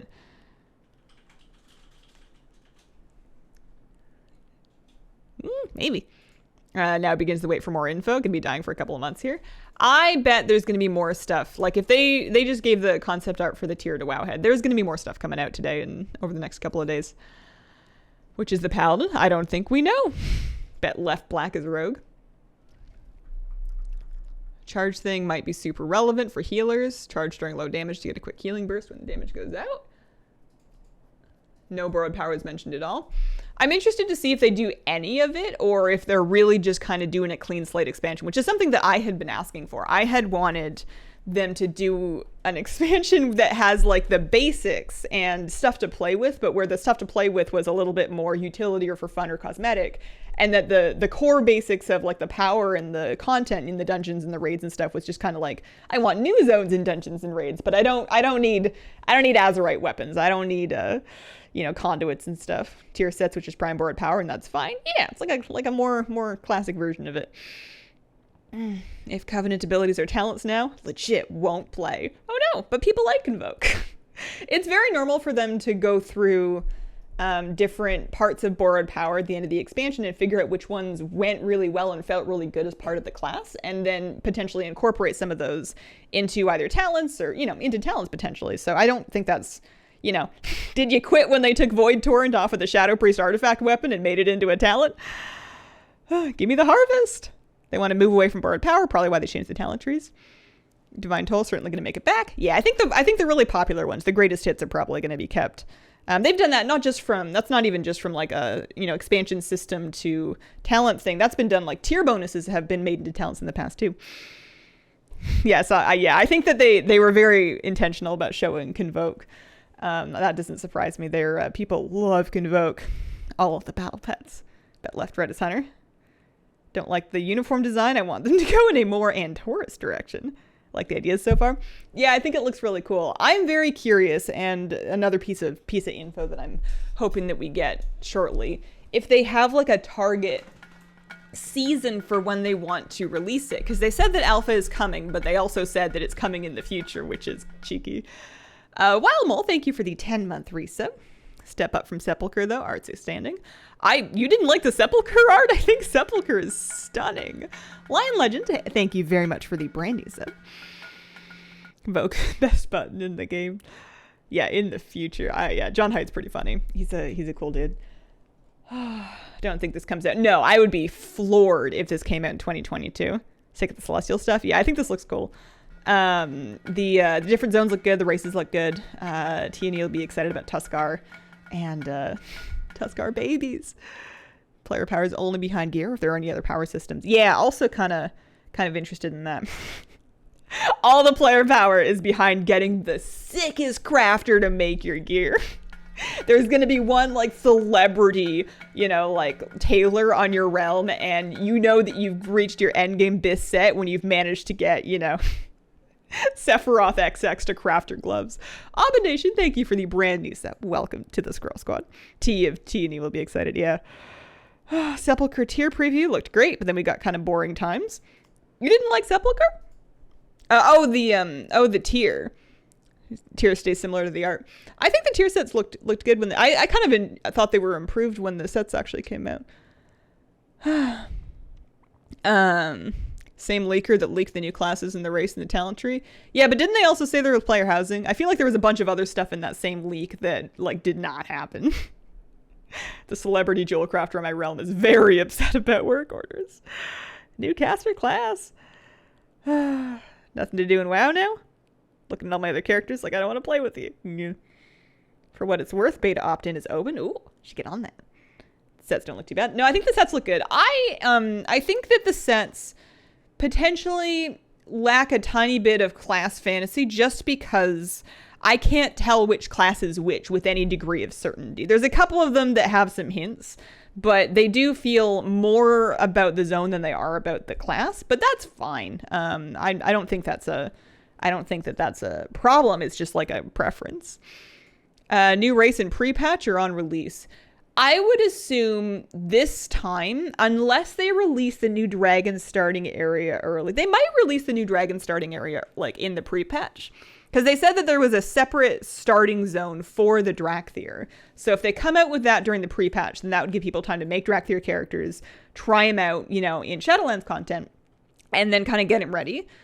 So yeah, no, they would, I mean, we don't know, but I would assume so because some people are going to want to main Drakthir and they're going to want some time to both play the class and then, get it kind of set up and stuff so that they're not just leveling from scratch and then trying to, because you'll still have more leveling to do.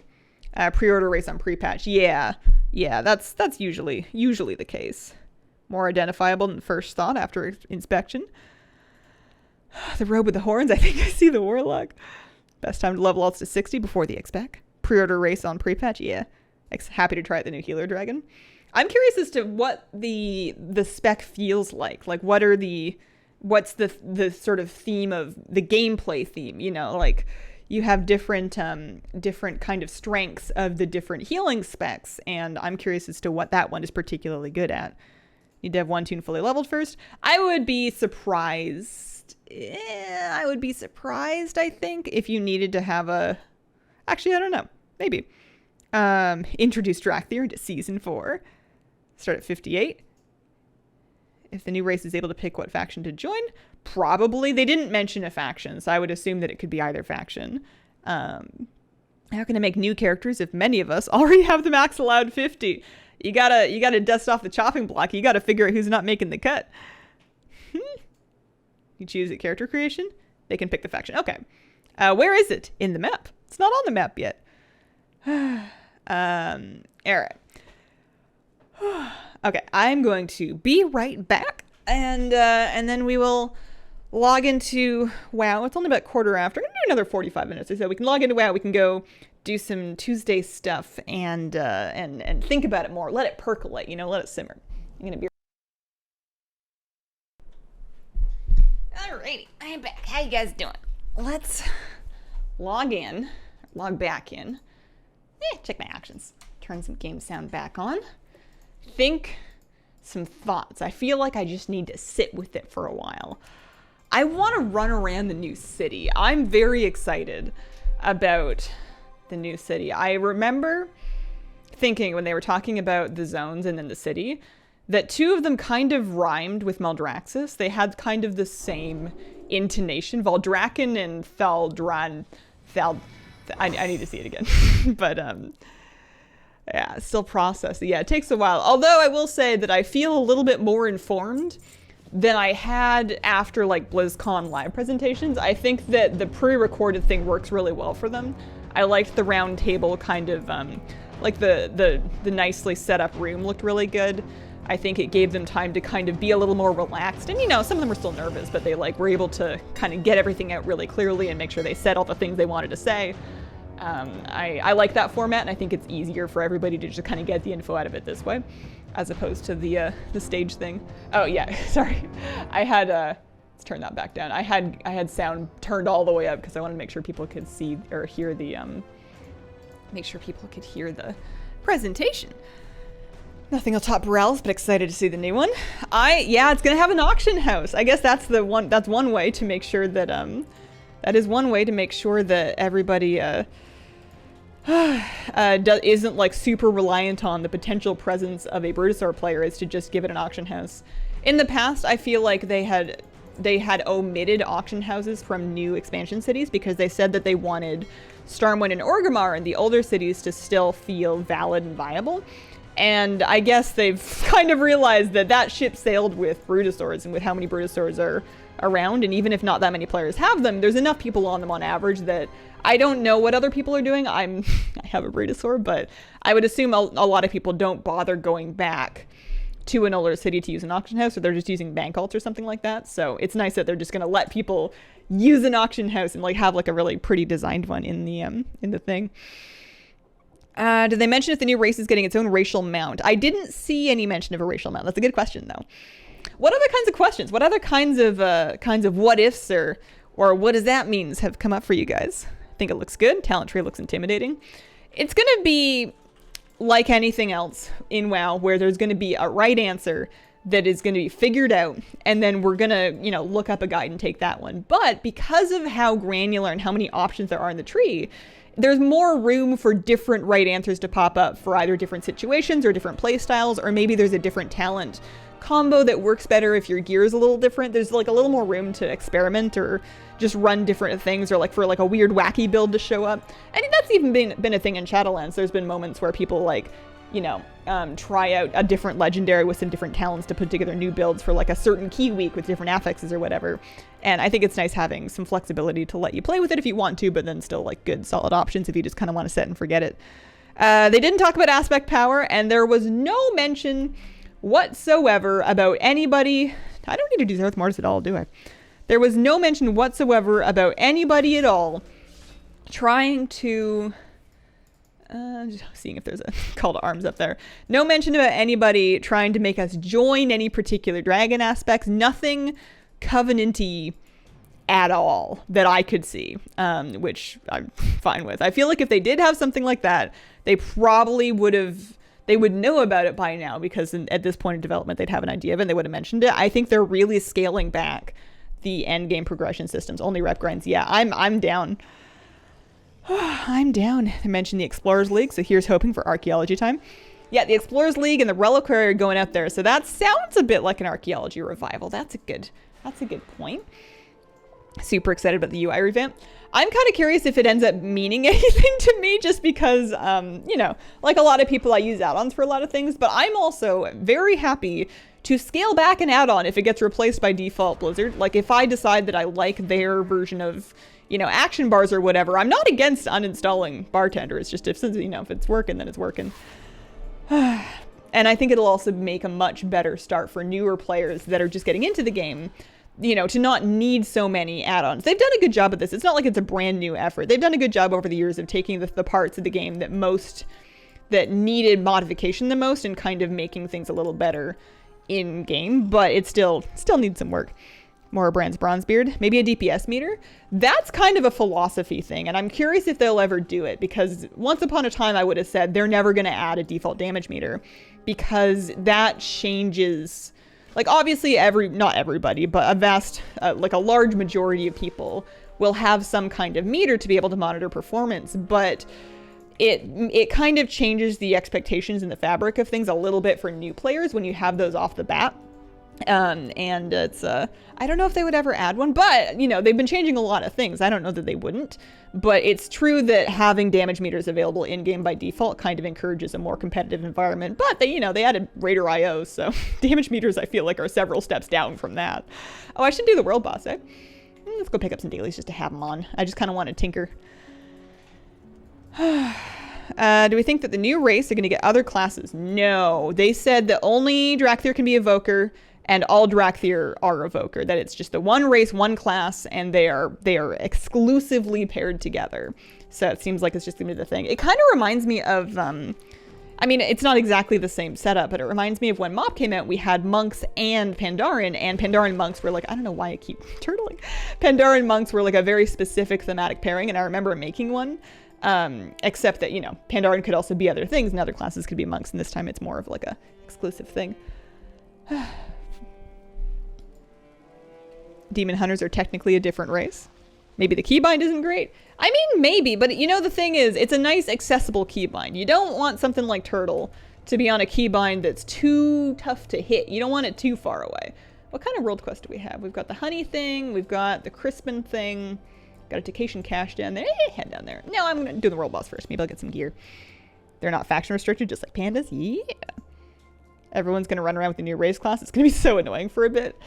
I would not be surprised if for the first year, maybe even the first expansion, that Drakthir and Evokers are in the game, that they're just kind of really good, because they've never come out and outright said this.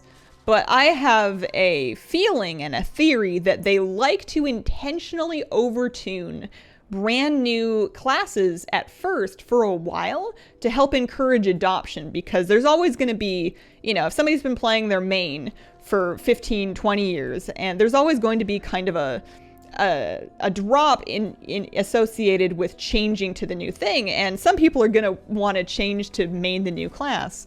And I feel like that in order to compensate for people having to start from scratch, they kind of make them extra good for a little while just to kind of encourage getting them established in the game, because if they don't make it very good, then everybody will be like, oh, you know, the new class, it looks cool, but you know, you can't take it, it's unplayable, because it has to compete not only with a lack of experience, but also with undertuning.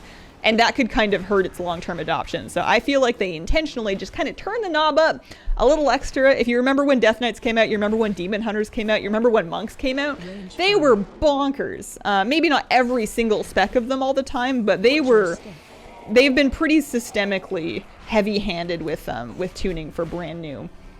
Do I have to do something? I know I have to like collect orbs or something like that.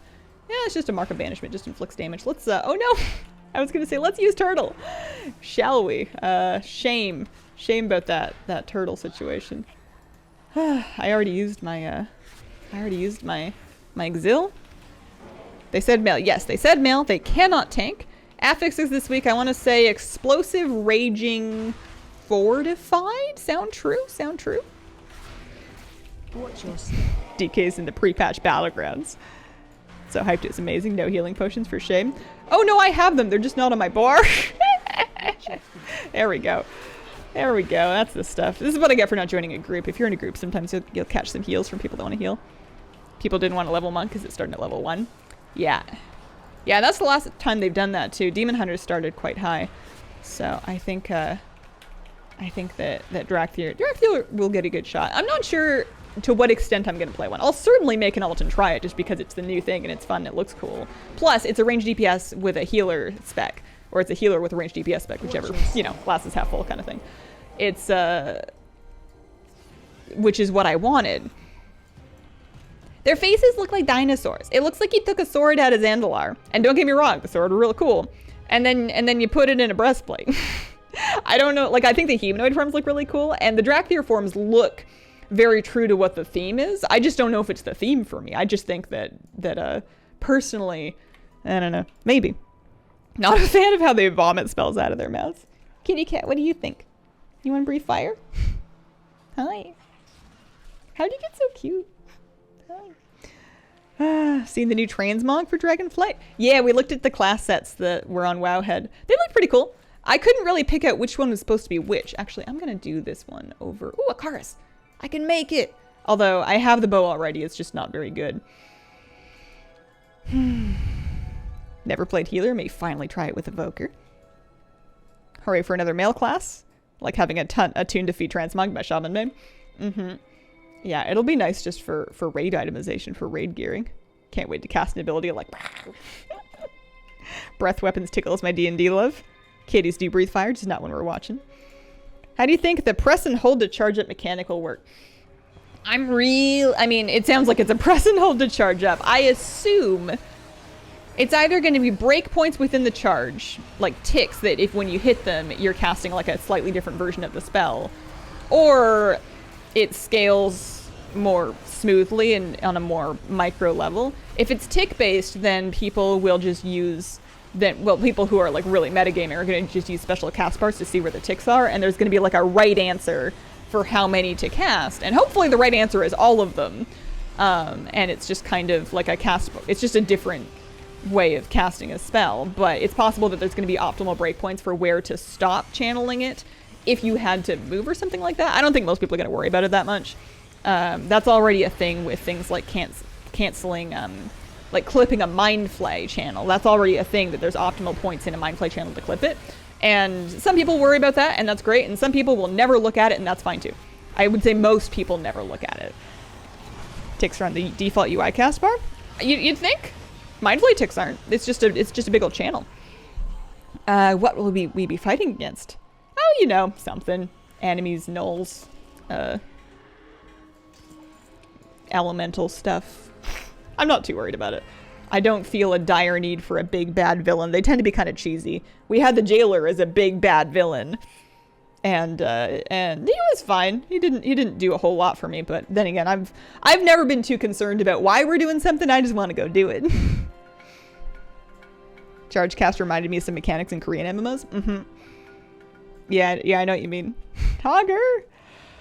Any press pack stuff? Press kits are usually available for anybody on the press website. You don't need a login or anything like that. They usually have, if there's media, they'll just upload it to the press website and people can download it at their leisure. The real enemy is the friends we made along the way. Wait. We also had, let me see, Lily Salty with a brand new sub. Thank you. And Quick Dry Paint with a 10-month resub. Let's kill some Vespoids and see if we can get lucky and get some, get a Vespoid Lannis. That'd be kind of cool. Biggest, baddest villain since forever, I guess. Are we able to get alpha invites? You can opt in. Yeah, Super's got the link handy for you there to opt in to be considered for beta invites.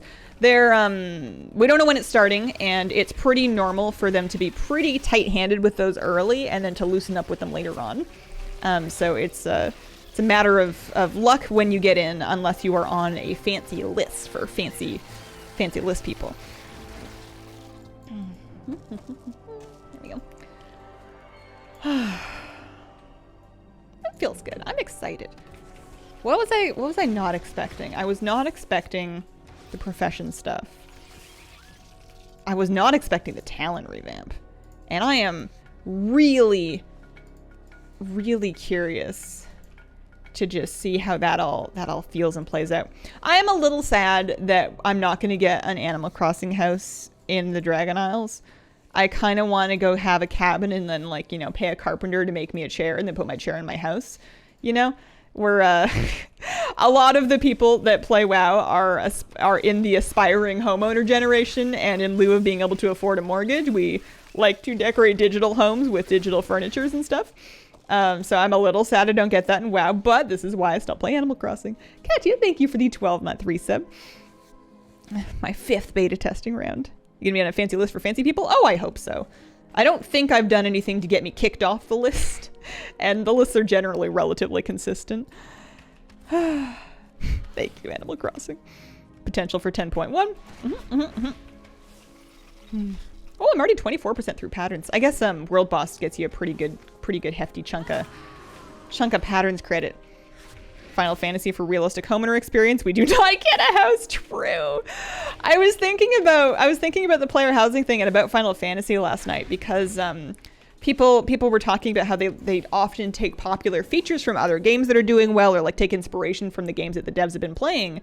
And Final Fantasy has been very popular, and Final Fantasy has a player housing system with like a lot of customization. But the thing that I do not care for, and one of the reasons I ended up burning out of Final Fantasy was because player housing is not for everybody.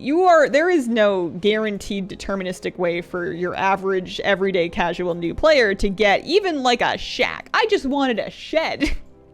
You know, like a little starter shed, and that was not about to happen. Housing will never come. The game is too focused on rating and competitive gameplay. Maybe, but I disagree. I think that the game has a lot of space for systems that are not about rating and competitive gameplay. I think that if that was the case, we would not have gotten things like Grandpa Mushroom or the Path of Ascension or Abomination Stitching. I think all of those systems occupy the kind of niche in a game where housing could be, where it's something that does not contribute to player power, that a lot of people can skip. It's something that has a lot of potential for you to sink hours into and progress and work through. And it's something that primarily offers cosmetics. And they did 4 of those systems in Shadowlands with each of the Covenant systems. So I think there's space for it in the game. I just don't. I guess they're not a. It's not a doorbuster thing for Dragonflight. Garrison was less Animal Crossing house and more. Not even Covenant Hall. Garrison had some cosmetic stuff, but Garrison had a lot of power and a lot of economy tied directly into it. You could mine real ore and pick real herbs out of your garden, and it made it way too mandatory. The Garrison was not skippable. You had to have a Garrison. And it was also like very much an expansion specific feature. I'd be up for something like Half Hill again. Yeah, I'd like Half Hill. I don't even need it to generate current economy stuff. I wouldn't be horrified if it could do a little bit, but if it's too good, then it becomes something that's less of a treat and more of a chore. Hoping the order system works out. Yeah, I think it will. That's something that's been established and a part of a lot of games. I haven't played any of them that have work orders, but it's not unheard of for like work orders or crafting orders to be part of an auction house, and it seems like something that if they can get the tech figured out, there's going to be enough market, you know, to fill it. Give me more bag space and I can accept being an overpowered hope. I didn't see the otter mount. I missed it. Screenshots for the dungeon here. Yeah, let's keep Wowhead. Let's keep Wowhead. Yeah, that's fine. You can close that for now. Dragon riding system preview. Level 70 boost for Wrath Classic. Key art. How to sign up for the beta, new class and race, That's just stuff from the thingy. Great concept. Hopefully they'll execute it well. I think that what they're doing with professions, with quality, sounds risky. It immediately gave me flashbacks of Black Desert Online crafting, which is one of those games that has, you know, chances to proc like an extra good thing, but it also had at the time it had chances to break the thing. And, you know, you're putting like a lot of like huge investments into getting the best version of an item. I remember when they've done some stuff before kind of like that. What was it? Wrath of the Draenor? Was it Warlords of Draenor? I'm having a stroke. Was it Warlords of Draenor where they had crafted items would proc not only random secondaries, but also something else. Like I remember you would make like a bunch and you were able to re-roll the secondaries or something like that. You had items that could re-roll secondaries, so you could sink like a lot of gold into a crafted item to try to get a perfect version of it. Something like that. Yeah, Warlord of the Lich King's rat. That's the one. Remember cooking in Legion?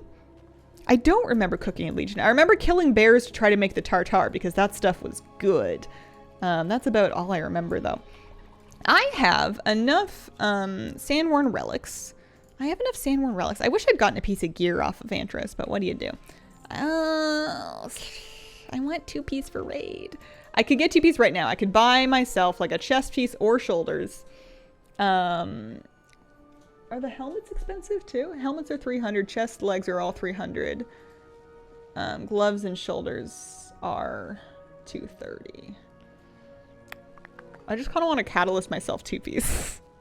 Thinking about it. I should, in theory, do my LFR or whatever before this, but I kind of want to have it for LFR. I'm going to get shoulders.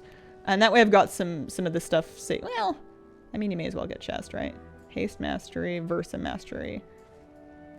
They both kind of suck. Let's get a pair of shoulders. Let's just do that. Get the transmog, and then I'll go pop them in the catalyst, and then I can at least, you know, run around doing my quest with 2-piece. Gorka Morgan with some bits. Thank you very, very much. What did your vault give you today? My hunter got an infinitely divisible ooze with avoidance at 275, which I think is good enough to wear. And then my priest didn't take anything yet. I was kind of mulling over what I wanted to get on my priest. I haven't really decided yet. She had, what were her options?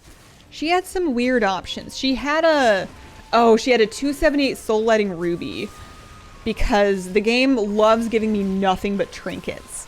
And the trouble is that I need to just look at what I need to do is I need to go to Questionably Epic and I need to look at, I need to look at the trinkets. Hazeline, yeah. So if I look at my character trinkets, comparing the trinkets in the game. So I need to just here, I should probably make sure I don't die to feasting. Divisible or divisible? I think it's probably just a regional thing. Looks like Skull Bash is in the talent section, meaning Rested might have access to a kick. Ooh. Hunter Alt has the same item level as my main. I got kind of lucky to get brought through keys where I can get some pretty good stuff. Like that's a pretty high item level trinket for my vault.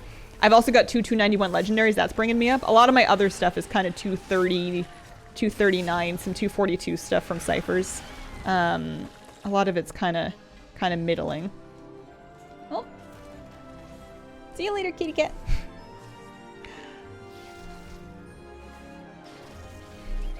Nothing about Mythic Plus or any new Great Vault system. I would not, personally, just for me, I would not be mad if they copy-pasted Great Vault. I like the Great Vault. I was opening my vault this morning, and I was thinking to myself about the BFA version of the chest and about the Legion version of the chest, and I thought to myself, I like the vault. The vault works for me. I'm kind of game for it. I'm kind of down. I'm not mad at it. I know other people have some issues with it, but I think it's I don't know. Especially now that there's a valid currency option for sockets, especially now with sockets on it. I wouldn't be upset if we kept it. Some people probably would be, and I'd be interested to hear what they would prefer instead. But Vault feels to me like a nice balance between deterministic gearing and still the excitement of getting kind of lucky. Yeah. Ready to have double Duck Hunter pets. Iterate the Vault to black out certain weapons like no trinkets or no shoulders. Yeah, veto slot could be kind of cool. The trouble is if they make the Vault too good, like if they make it too good at giving you the exact item that you need, then either gearing is over very quickly or you're not as excited to get something in raid because you were going to definitely get something soon from the Vault anyways. But I don't think that a slot blackout would bring it to that point. Dragon Torghast, no thank you. I liked Torghast too, but I think Torghast was a good example of a system that doesn't need to be carried forward to new expansions. I think that it's a cool gameplay mode that, like Island Expeditions, I kind of hope that we can continue to do Torghast in the future to farm out the cosmetics and I don't know. I enjoyed Torghast and Shadowlands, but I don't need to keep it. Did we figure out if the ruby is good? Oh yeah, I was Googling that. So I currently have a 278 Changeling, which on this thing says it's got 220 points. I have a 265 Elegy at 182 points. Soul Lighting Ruby is 2 points better than the Elegy, but it's an on-use compared to a proc. I don't think I wear the Ruby over Elegy.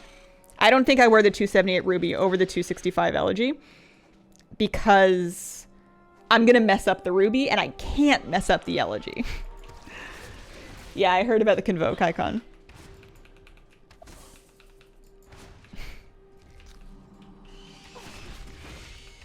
Yeah, so I guess if I don't take the trinket, then it's a question of, do I want... I forget what my other option was. I don't think I had a good 278 base piece to Catalyst, which is a bummer because I wanted to. I don't think I have another good 278 base piece, so... I might take currency because I know I have a gear slot right now that like the 278 tier slot that I catalysted last week could use a socket. I could socket the helmet, I'm pretty sure. So if I just use my currency to get myself a socket, then I can pop that on and call that like some upgrades for the week. I need to double check and take a look though at what's around, what's available. Oh yeah, it was a 278 offhand. Thank you. I'm very impressed that you remembered that. I did not remember that. Yeah, so the offhand is interesting. It doesn't have perfect stats, but it's quite a strong item level. And right now I'm not currently sitting on an offhand that I could use if I get a strong main hand. Like if I get like a heroic Genesis Lathe or something, then I may very well want to use that. And if I don't have an offhand ready to go, I may not be able to, and that could be kind of a bummer. So there's an argument to be made for keeping the 278 offhand, and there's an argument to be made for taking a socket. Does the crit from the trinket matter for new gearing? For new gearing. What do you mean? Mind like a steel trap. My mind is like a pasta colander. It's like a shower head. Spreads everything out. Makes it kind of pretty sometimes, but it's all gone within half an hour. Alright. I feel like I haven't done this daily before. I don't remember picking the flowers. Noob question. Mage keeps getting daggers higher than my staff, but I cannot get an offhand to drop. We're even in the auction house or offhands listed. I think they're under like miscellaneous. They're in a weird spot. Let me poke around real quick just to take a look. They're... Let's see. WoW UI. Armor miscellaneous held in offhand. Yeah, for whatever reason, they are under armor. The best offhand on the Lightbringer auction right now is at 229, which indicates to me that they're probably not crafted. Yeah. Guessing when the expansion will come out? 2023. Real question is when though? Is it spring? Is it like 1 year away? Because I don't see them coming out with it this year. I don't see it in 2022. If they thought they had a chance, well, I mean, if it's not crazy systems heavy, if they're not trying to like build and test and balance, you know, like covenants and stuff, and if they, well, no, the UI revamp and the profession revamp, that's pretty sticky. Plus the new class, plus the new race, plus the new class. Yeah, it'll take some time.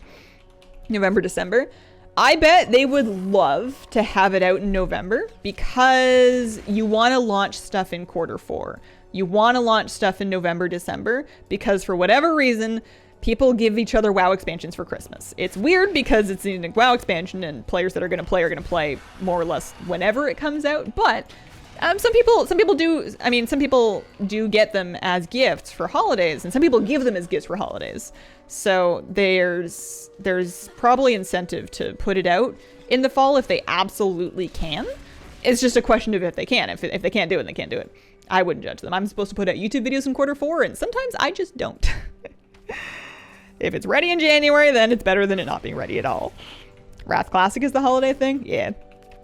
You don't use Growl? I turned it off because I was fighting a rare that was going to kill my pet, and I wanted to not have it kill my pet, and then I forgot to turn it back on. Flowers over here. Parents giving it to their kids for holidays. Yeah, I guess I didn't get WoW expansions. I don't think my parents knew really what WoW was, and I think that I would have had a hard time selling it to them as a child because of the continuous monthly subscription. They probably would have told me to find some video game that does not require $15 a month. But if only there was some way to heal your pet. He's got a hot on him. He's doing fine. He's doing fine. Plus, we can get him back in like 5 seconds. Stabs is going to be all right. You know what Stabs' problem right now is he doesn't have a shank. There we go. Now we're talking. 28, my mom still buys me WoW X packs for birthdays and holidays. Oh, that's so cute. That's excellent. I went and visited my mom yesterday. I have some pumpkin tarts in my fridge. They're really good. She got some good, she got a hold of some good pumpkin last year and cooked it up and made some really good pumpkin pie and tarts and stuff. New zone's cool, but I hope they put content in old zones too. What color is the new class gonna be? What if it's rainbows? What if it's a gradient? it wouldn't be, because that would be messy. But what if it's a gradient? I mean, they're running out of colors, or at least they're running out of distinct colors, but that's not, you know, there's lots they can do. They're not opposed to, you know, mages and shamans are both blue. They're just different blues, right? So I want a color wheel. Is anybody teal? Is anybody teal yet? Monks are like a light teal. Is anybody a dark teal? Necrolords? Necrolords aren't a class. They could be dark teal. Yeah, monks are light teal. So monks could be like the mage version of blue, and then the new ones could be like the dark version of it. Hazel, have you still not eaten pumpkin seeds? I have uneaten pumpkin seeds in my kitchen, if that's what you're asking. Another green. Yeah, because hunters are like kind of the medium green. I think that it's... No, they can make colors pretty much as light or dark as they want to, because priests are literally white, and they get by just fine. And then, what if it's black? No, black would be tough, because... No, would it be? The demon hunter color is pretty dark, eh? Could they get away with black? Just a solid bar. Can't do gray. Gray is disconnected. Gray means if I see a gray health bar, I'm assuming they are not logged in. That's a no-go for me. Paladins are baby pink. No Warcraft mobile announcement. Was waiting for that. Yeah, I think if they have anything about Warcraft mobile, that's going to be like a separate thing. I think that they probably know better than to mix that with a PC game announcement. Maybe? Apparently people are calling the stone guy we saw in the cinematic Stony Tony. I was watching, I won't lie to you, I was watching the cinematic and I was like, am I supposed to know where this is? I see watchers. Is it Unguro Crater? It looks kind of weird to be Unguro Crater. Okay, lava. Is it? No, it doesn't really look like. Am I supposed to know where this is? Am I going to get in trouble? Stony Tony. Ibarra hinted that mobile's next month? Oh, okay. All right. That'll be interesting then. Rock Hudson. Think it's going to be red? Could it be red? Have they done red? Paladins are pink. Worm Rush for a second. Stone guys, dig it. Giga Chad. Oh yeah, DKs are red. Death Knights are red. That's right. We already have like a red and then we have a pink. So it'd have to be... What if it's like fuchsia? Warlocks are like purple. Warlocks are regular purple. I say regular purple like that's a thing. When I say regular, I just mean somewhat in the middle in terms of both saturation and lightness. Brown? Does anybody want to be brown? Listen, you can't call it brown. You got to call it earth tone. That's then people want it. Magenta, polka dots. They just start whipping out patterns. I don't think they would. If they did anything that wasn't a solid color, I think it would be a gradient. Because they've got this whole rainbow idea, or like the 5 colors idea for the class and the race. I don't see it though. I don't see them doing a rainbow gradient. I would be down, I think. I can't immediately see a major problem aside from the fact that they might get more heals, because of course I'm gonna want to click on the rainbow one. It's just gonna be more noticeable. I want to make the rainbows come back. Make it gold. Orange druids are orange. It could be like a dark bronze, or it could be like a light. Druids are pretty saturated orange. Hi Mike, thank you for the 2-month resub, and Scarlarth with a 14-month resub. Happy announcement day. Also, I don't know if I caught Alarbus's 2-month resub. Deep green. Oh yeah, rogues are yellow. Rogan druid. Squirrel color. Earth tones. I think that of these, yeah, I don't know. Monk and hunter are different shades of green. Yeah, and I mean, warlock or shamans and mages are different shades of blue. It's not that they can't do more than one of a color. They just need a shade that's visually quite distinct from the earlier colors. Did I do my quest already? Also, do I have enough? I have 8 ephemera strands. Okay. I got a couple of things to turn in there. Fruit of the Bloom is down here. I'm not quite finished with the fragments. Then let's just do this while we're up here. Is there a dark brown? I don't think anybody's brown. We've got yellows and oranges. We've got druids are probably the closest to brown with their orange. Oh no, warriors are brown. I completely forgot about warriors. I'm so sorry, warriors. Yeah, no, warriors are already brown. I think it would be tough to make with the bronze, you know, be distinct enough from warriors and druids. Yeah, warriors are brown, that's right. Warriors are the earth tone class. Maybe that's why I don't play them. I like teal. I think you could do like a nice dark teal, and I'm not just biased because half of my stuff is teal. Like the monk color, but darker and more saturated. Been away too long. As seen in the warrior set art, warriors are rocks. Is the pre-order available yet? Hoping we get a boost with the epic version. Black it is, then black would be really funny. Black would have to be really dark to be distinct from the offline gray, though. And I think that if it's really dark, it could...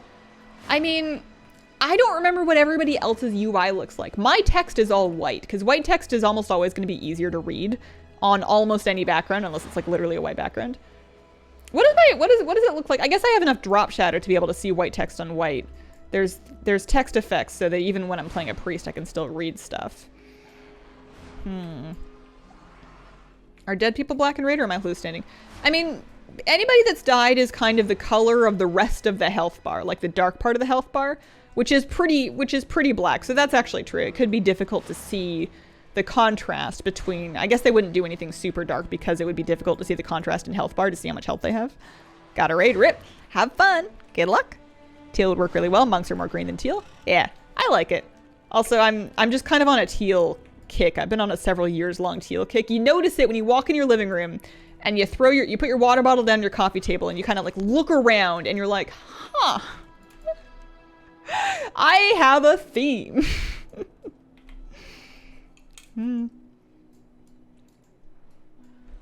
What do you call the monk color? Seafoam? Yeah. Monk color is something like that. Yeah, I don't want gray. I think that gray would be confusing. I need it to be like a color. I don't want gray or black. What are the bars and abilities in the middle of the screen? That's my weak aura. That's my 100 cheat sheet. Shows me like how many charges of stuff I have and what my stacks look like. Oh, I didn't mean to do the Borrowed Bufanid quest. Oh well. Let's go south. We're 38% through patterns, which I'm pretty sure I want to do just for the ciphers of it all. Deliver the thing. Monk is mint. Mint, that's the color I'm looking for. They can't pick any of the 5 aspect colors because that would be favoritism. Changed a few colors for existing classes. When did they change class colors? I mean, I know that originally Shaman was pink like Paladin in Classic, and then it changed. They gave it its own blue in BC, I'm pretty sure. And by pretty, I mean like 61% sure. But you know, close enough. Overwhelmed in the best way, feels like WoW too. I'm surprised by how much the watching the live stream and like the community excitement about the live stream felt a little bit like a BlizzCon. Like it's still, even when we can't get together, it still kind of has that magic. Do you think the new UI will be able to replace bartender? It's really getting there, isn't it? Like being able to move the bars anywhere, being able to remove the art bar, being able to mouse over casting and the quick key binding that they've added. I don't want to do these quests. I don't want to do side quests. Stop it. I'm here to do I picked up too many quests. I'm here to do my dailies and stuff. Fruit of the Bloom, there we go. Yeah, my thing is I like being able to change my column and row amounts to stack my bars into little blocks.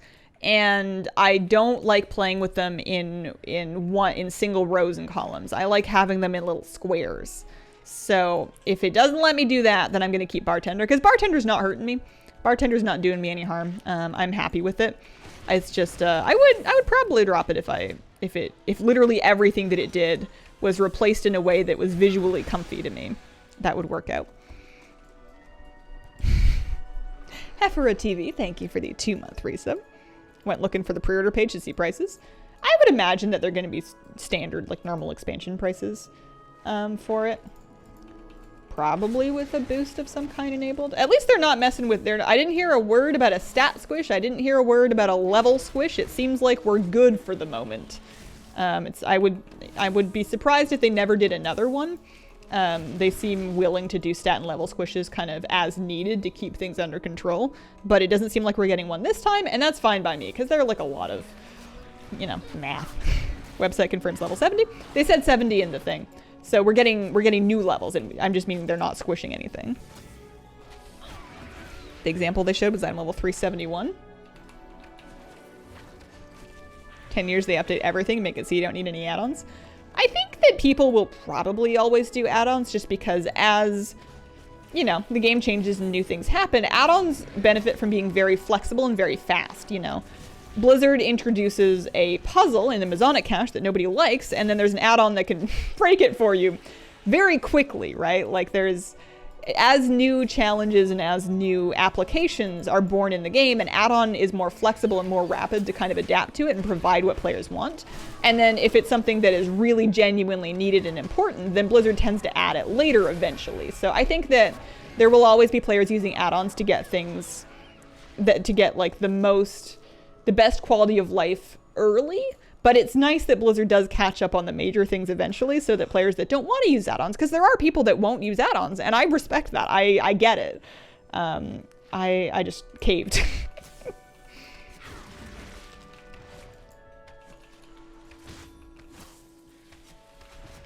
Regular dragons can choose their humanoid form. It seems like it's going to be kind of like a Worgen 2 forms sort of situation. Where did you get the sword-wielding crab? I mean, I got myself a regular crab, and then I said, would you like a knife? There's a toy in the game called the crab shank that you can use to arm any hunter pet that you like. Here, crab shank. You can use it to arm any hunter pet crab with a knife, which is delightful, and I just got myself a regular crab, and I named him Stabs. Quill and Sofa, thank you for the 2-month resub.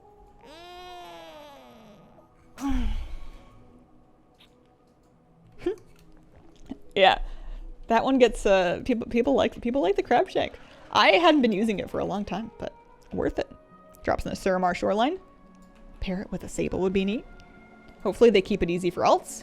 Been the best so far for alts. I think that I'm very optimistic. The talk that they had at the beginning, where Ian was talking about how they're rethinking kind of the core tenets of what's important to the structure and the fabric of the game, and what is, you know, what should they never mess with, and what are they now more willing to mess with, makes me feel, I've really made choices, there we go, makes me feel like they're willing to change really foundational things that have been one way for a really long time in order to serve the experience that people want now, which on the whole has been a really good thing, especially because it usually means more alt friendliness and better quality of life and less mandatory things to do and more choices of optional things to do. While the same core content of the dungeons and the PvP and the raids is still there. That's kind of what I'm getting, is that they're willing to peel back more of the awkward stuff, and I hope that that means that things are, you know, more convenient. I don't mind progressing. I like progressing.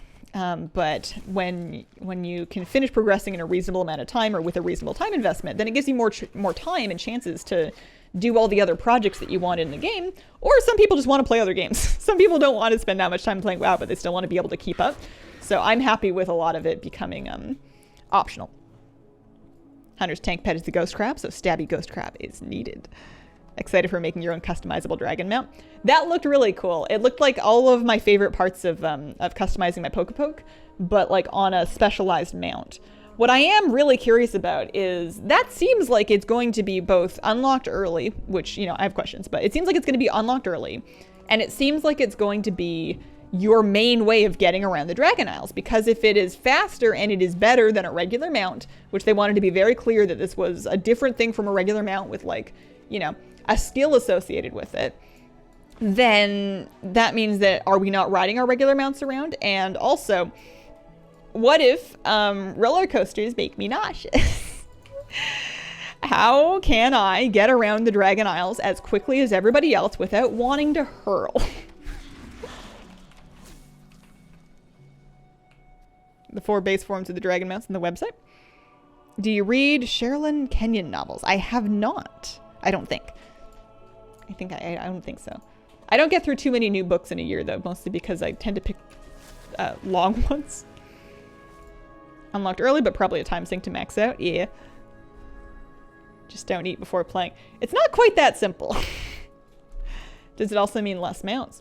Interesting. Yeah. I mean, I'm sure that there must be new mounts to collect, because that's like a, to me, that's almost as core of a tenet of the game. But maybe there will be less of them. They've really amped up the quantity, and I've heard the feedback from other people and also felt a little bit myself that mount collecting was kind of reaching a saturation point where there's so many that it's a bit exhausting. It's hard to get excited about new stuff.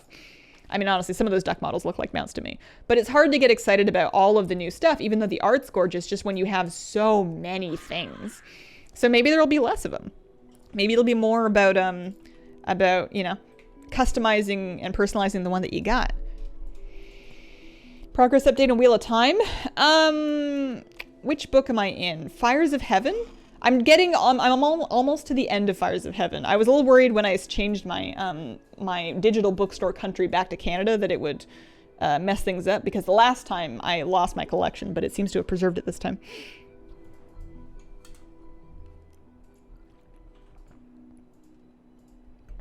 Maybe we will get Dragon Gear cool headpieces. Maybe. Faster than normal flying mounts if actively piloted, but worse for auto running. Maybe.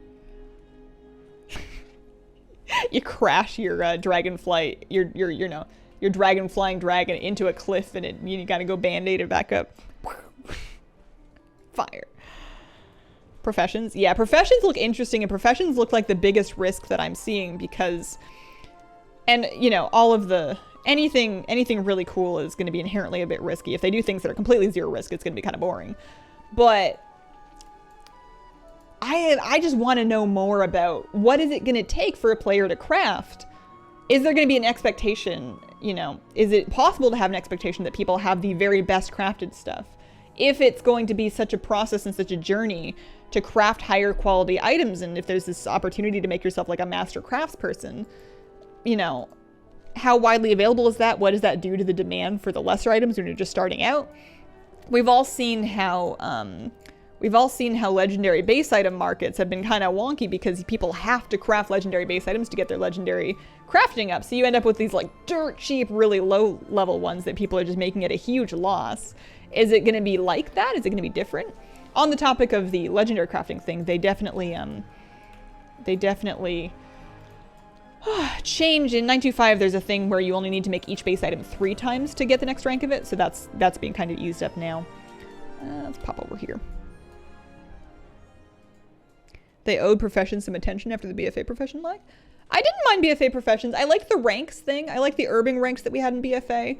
And I thought that I wasn't a huge fan of the Legion professions, where you just had like a lot of questing associated with it. And I'm interested to see how the Dragonflight version of like becoming a master at your profession and like all this outdoor content, or this extra content they're talking about, how that's different from the Legion profession version. Because I personally, and this was just my take, felt like the Legion one was kind of exhausting. It seemed like a lot of running around is what it ended up feeling like. I know it had a lot of profession identity in it, but it was basically just like a bunch of extra quest hoops that you had to jump through. How am I doing cipher-wise? I can probably spend some of them.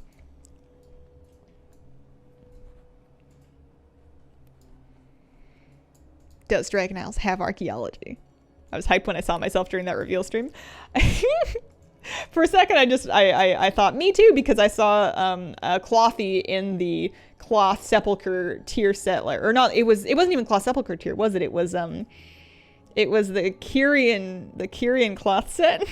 And I was like, hey, I wear that one sometimes. Maybe we can find the nose of that one guy in the archaeology. Why do you think there are no pre-orders yet? I do not know. I do not know. Oh, one idea though. Is it true? This is a rumor that I have in my head, or like something that I've heard from somewhere, but I have not independently verified. Is it true that they're not allowed to sell pre-orders until they have a release window? Not a date, but a window? Didn't show a shiny pre-order amount. Yeah. No pre-orders because they don't have a release date. Yeah, I think it's because they haven't committed to a release quarter. Because I betcha if they could commit to a time frame, they would have A, done that, and B, done that so that they could sell. They probably would have liked to have followed this hype up. They've got like a good amount of buzz going for Dragonflight right now, and a lot of people are kind of antsy for pre-orders, especially if it's going to give them like a a level boost, and I think they would have liked to have started selling them for that. Like, they sold Shadowlands pre-orders ages before Shadowlands came out, so it's not like an early thing. It's just a question of if they can commit to a time frame. Smurf Lord, thank you for the 13-month resub. Glad to see they're addressing foundational issues rather than just layering content on top of the problems. Yeah, I think it's a good approach. I went to Suramar for the rare after you mentioned the crab shank, and it dropped. Congratulations. You're living. Do you think Threads of Fate or something like that will return in Dragonflight? Threads of Fate. I mean, that's just leveling for old content. I think that that's like a foundational change. I think that you're going to continue to have options to level through Threads of Fate if you like. In terms of, oh no, sorry, I'm getting it confused with Chromie Time. Threads of Fate. Yeah, maybe. Interesting. Maybe. Thanks for the extra long stream. Yeah. How long have we been live, actually? That's right. It's 20 after 11. I forgot that I started an hour earlier. What do I want over here? I got the max energy. I guess I was working on enhancement console powers, making those like cheap and affordable. Committing to a release date for Shadowlands turned out to be a bad idea. Yeah, that's true.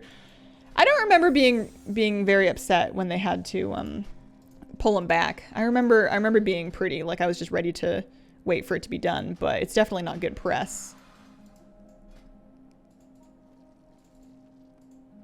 Let's see here. 30, yeah, we'll take 30-minute powers and give me 3 of them at once. There must be battle pet ducks. Hard time sticking to one character. Really want to for the next expansion. How do you go about choosing your main? What aspects are important to you? So at a certain point, your main becomes your main just because you've played it for long enough. You can choose it arbitrarily. It's the time that you've spent with it and the memories that you've made with it and the experience that you've built on it that really gives it that comfy home quality of this is my class.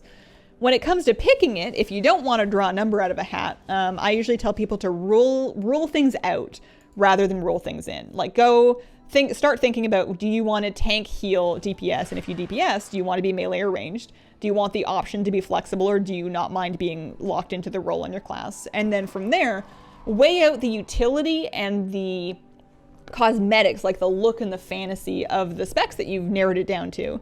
Because those are the things that will persist from patch to patch and expansion to expansion. If you base it too much on the gameplay style, then you run risk of having that killed for you if they make major changes to it. But for the most part, priests have always had levitate, or they will always have levitate, and mages can make portals and food and things like that. There's the utility tends to stay pretty standard, so. I would just kind of figure out what feels like a good fit for you, but don't worry about it being perfect, because all of the extra parts that come from falling in love with a spec will just happen over time. And that's just a matter of spending a bunch of time with it. The only reason I stuck with my priest for so long, because I was a chronic character swapper for a long time. The only reason I stuck with priest for that long was because my raid team needed me to. I was joining a raiding guild, and I really wanted to be able to provide a consistent thing they could expect me to play. So they were going to invest in helping me get gear, so I was going to stick with the one character because they'd helped me get gear. So that's the thing that made me stick with priest for a while, and eventually I had stuck with it long enough that I didn't want to play anything else. By the time of release, my shaman will be old enough to vote. Holy moly. Ever thought of adding more redeemable options for points? I mean, I don't want to make them worth anything, though. I don't want to make them mean anything, because as soon as they become actually, for anything of meaningful value and not just like silliness, then it kind of incentivizes people like AFKing in the stream to farm them even if they can't watch. And I don't want to use that kind of electricity. You don't gotta leave me on if you're not here. Save the trees or something. Let me spend 50k on nothing. Would there be any way for it to track how many points you've spent on nothing, though? Spend points, play a sound on stream. I wouldn't want anything disruptive. The most is I think it was Kriparian had like a setup with like some lights behind him where you could redeem points to trigger different like light combos, like colors on the lights. You could change his light color. And that seemed pretty not disruptive, it didn't interrupt his flow of thought. It didn't change what he was talking about. It didn't really disrupt the flow of the stream at all. It was just, you could mess with the lights.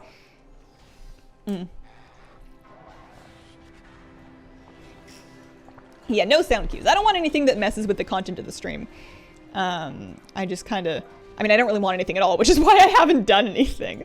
I kind of always like the idea of points. Why am I doing this quest line? It's just on my map. I kind of like the idea of doing points as just kind of like a vague measure of how long you've been here, you know? What's the new expansion? Dragonflight. Dragon riding. Wonder if they will add any weapons to the flight. Turn into a flight sim. Finally add the dogfighting that they advertised in the Wrath of the Lich King box. Maybe? Maybe? I don't know, though. I kind of doubt it. Why do I doubt it so much? I don't need to do this quest. I'm just flying around doing dailies, and I'm accidentally doing campaign quests. Chest over here. Yeah, I don't really want it, but that's just because I can't aim. I can't aim and fly. Why is Twitch killing the DT app? I don't know. Something about selling it, or somebody buying it, or somebody not buying it, or I don't know. Something businessy. Seen people call for dragon racing. Sounds like a neat gimmick. Surprised they don't offer a pre-order yet. We were speculating that it might have to do with the lack of a release date or a release window, and that if they can't commit to a release window, they may not be allowed to sell pre-orders yet. Jousting in Kata was a bit meh. There was jousting in Kata. There was jousting in the Argent tournament. But I'm thinking of Chocobo racing in Final Fantasy is pretty fun. I would be down for something like that. Never not had the Twitch desktop app be laggy. Chocobo racing, but with dragons. Didn't they have... They had something in Missa Pandaria with the cloud serpents. There was some kind of cloud serpent racing. That was kind of neat, right? And then you've got... Oh, you know what you have? You have Darkmoon Fair as well. You've got the rocket races in Darkmoon Fair. Those just... They're not against other players, but they're there, yeah. Jousting in the Molten Front. The Flappy Bird game? Chocobo racing, but with ducks. Cloud Serpent racing, forgot about that. Yeah, that one just came back to me. And it will probably go away again for an order of a number of years. What do I need to do for weekly stuff? I mean, oh, you know what? So, I saw on Wowhead, they had, if we scroll back to the old-fashioned stuff, back to the Shadowlands stuff, where we are going to continue to live for a while. New titles coming for patch 9.2.5, Maw Walker and Veil Strider. You can become Maw Walker by completing a new meta achievement that requires you to complete other Maw achievements. So there's that one. And then Veil Strider is like the Shadowlands mega achievement. Leave the Shadowlands better than it was. So it needs you to do like raids, Chains of Domination, the Renown, all the dungeons. So a lot of these things I'll have already. You know, full box of many things, A to Zareth. Hard mode Tazavesh. So those are things I've done. I've done 3 of these 4 things. I did Much Appreciated and Things to Do When You're Dead because I wanted, you know, to make Grandpa Mushroom love me, and I wanted the mount for Things to Do When You're Dead. I did Pursuing Loyalty just because I did Path of Ascension, but then I definitely did not invite everybody to my party. I definitely don't have that. And I guess, hang on. Maybe it's not even, no, it must be. Oh, I'm not Ventir right now, that's why. I should probably start hosting, because you can host like, what, 3 people a week? Veil Strider requires Amber Court. I know. So what else would I have to do for that? There's also Tower Ranger is in here. And for Tower Ranger, I need a couple more achievements. I need the Flawless Master 16s, and I also need Master of Torment. I've done the rest of them, but I need those 2 achievements. 4 people per week? Okay. That's not too bad then. Are you surprised that they're adding a new class that starts at 58? Not really. I think it will help with people adopting Drakthir and Evokers. Prediction on the big bad. Guessing the first raid will feature those the giant dudes. I don't think there's going to be a big bad. I think it's going to be kind of, I mean, Mop had Garrosh at the end of it, but I think it's going to be kind of a thing where you've just got different characters in the storyline and it's less of like a major big thing. Finished Gauntlet? Yes. I did. Jailer's Gauntlet Layer 8. I did that a little week ago, off stream. I did it with a group of friends. I did it with a group of my guild mates, and we used a monk because monks are broken, and that was the only way that we were able to do it.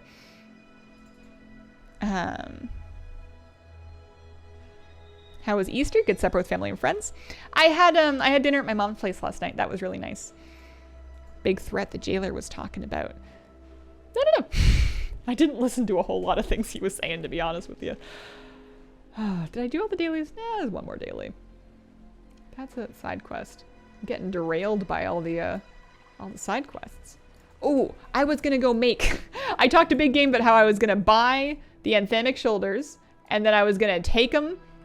I was gonna take them to. Why can't I put them on? Oh, I'm in combat somehow. I was gonna take them to the catalyst and get them set up because I'm still gonna have another. I'm still gonna have another catalyst charge because I didn't use my charge last week in this character, and then I forgot to go. Ducks are the big bad. Life is evil and Anar is the big bad. Not Alexstrasza as a raid boss. I like Alexstrasza. My new Dragon Boy not having the coolest armor in Azeroth. Didn't use my charge last week either. My main did, but that's because I've been playing my main long enough to have banked up a nice piece from Vault to use. I don't know what I'm going to use this week because I don't really, on my main, because she has 4 set already, I don't think I want to use Catalyst charges unless I'm using them to turn 278s into tier, which I guess I can only do once a week anyways. I only get a chance at a 278 once a week. So it follows that I should use the charge on something. But if not for making tier, then for what? A BOE tier and then sell it? Is the final item BOE or is it just the input item?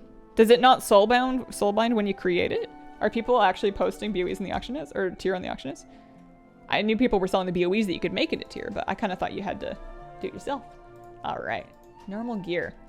I got 2 set. My kill command crit strike is increased by 15% for each stack of frenzy my pet has. That's nice. When I get 4 set, I get like more beast cleavy stuff. Get soulbound? Okay.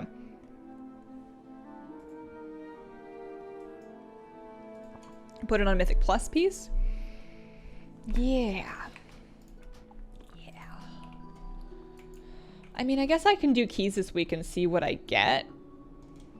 You can upgrade it and put a socket in it. But Mythic Plus, even fully upgraded, caps at a lower item level than 278.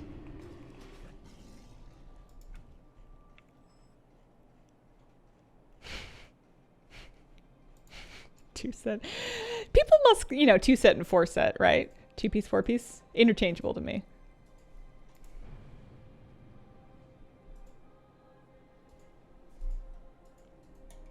I need to add more big cats and I'll be happy. Buying BOEs with Leech. Ooh, that's actually an interesting idea because Leech is pretty broken for Holy Priest too. I don't know if it's as broken as for Holy Pallies, but Leech is, I think, really valuable. I didn't take my tier thing yet. I couldn't decide. I'm kind of tempted. Let me check the stats on it again. I think I have Versa. I'm tempted to take the offhand. My current weapon is a 262 Haste Mastery Staff. Strong Step Mastery, which is nice. I would prefer Crit Mastery, but... And I could upgrade it. I have the Valor now that I could upgrade. I could upgrade that staff. This is Crit Versa. Strong Crit, Small Versa. It's a new appearance. Just in the event that I get, it would be nice to have an offhand banked. The Soul Lighting Ruby is awesome, but it's only like tiny bit better than my 265 Elegy, and my 265 Elegy is something I can't mess up, so I think that I'm gonna not take the Ruby. There's a ring with speed, which is kind of no good. The staff is nice, but it's not upgradable, so I don't think I take that, and I don't think I can take the slippers. I think I either take the offhand in case I get a main hand later, or I take the currency and I socket my helmet. Oh, no, my helmet has it. Oh, no, that's not me. I'm in the wrong set. Or I take the currency and I socket my 278 helmet. It's like a guaranteed 16 secondaries. Or I think I'm going to take the offhand. I think I just want to have that handy. The stats aren't awful on it. The verse is not my favorite, but it's not bad, and it's the smaller stat. Yeah. I think just having a 278 offhand... Yeah, I'm going to take that. Is going to be a nice thing to kind of have banked so that if I get a main hand, I can use it because my staff is fine, but it's not perfect. You're not using set and shadow. It seems like it's kind of interchangeable with the, I think I would rather have my legendary helmet just for outdoor world questing, because I'm just doing dailies, you know, it's not a big deal. I do want to have my offhand on hand. Plus, I got a transmog from that. And what's my key? What's my key? Where is my key? The new icon got me. I can't find him. Oh, it's a Plaguefall. Fortified, Raging, Explosive, Plaguefall. Okie dokie. Alrighty. If you insist. Yeah, it feels a bit bad to take something that I can't put on. I'm gonna put it in my bank so I don't get you know, so I don't vendor it. Let's just stash it right in the middle here. I need to clean this stuff all up. I guess I have it too. Oh, you know what I have? You know what? You know what? Let me look at this. I forgot. I got a main hand out of a key last week. I got a crit mastery main hand out of a key last week. Okay, this is better. Equipped with that, I'm gonna get more int. I trade the Versa and the haste for crit. Or pardon me, I trade the haste and a little bit of mastery for a lot of crit. And a little Versa. Crit's pretty good for me. I think I do this. I think I put on this, and then I put on this, and I might even sink some Valor into upgrading the main hand, to be honest with you. I know if I do that, I'm going to get like a 270. No, you know what? You know what? I'm not using my Valor for anything else right now. I'm going to do it. And then we'll pop a Celestial Guidance on there and call it, you know, good old day. Make some grape jam and call your mom. Celestial Guidance. I forgot I had a main hand. I forgot I had one that I got it literally yesterday, I think. No, I didn't do keys yesterday. Day before yesterday. Sunday. In I don't know, wherever that thing drops from. Mott's? Might have been my Mott's key. Did the throw money at the screen option vanish? What? Is there not an upgrade NPC over here? It's over by the PvP vendors, isn't it? I thought they put one over by the vault.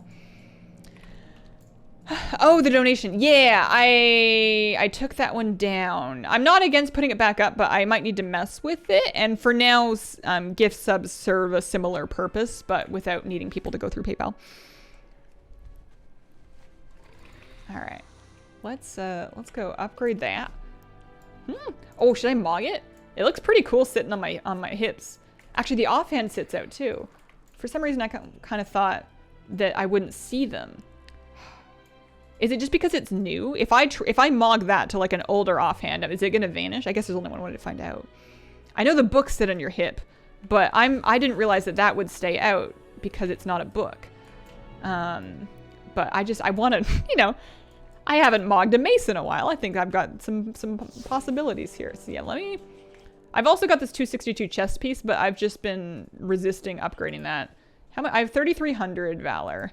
This thing is going to cost me 750. The main stat's pretty nice though, and weapons are kind of tough to get.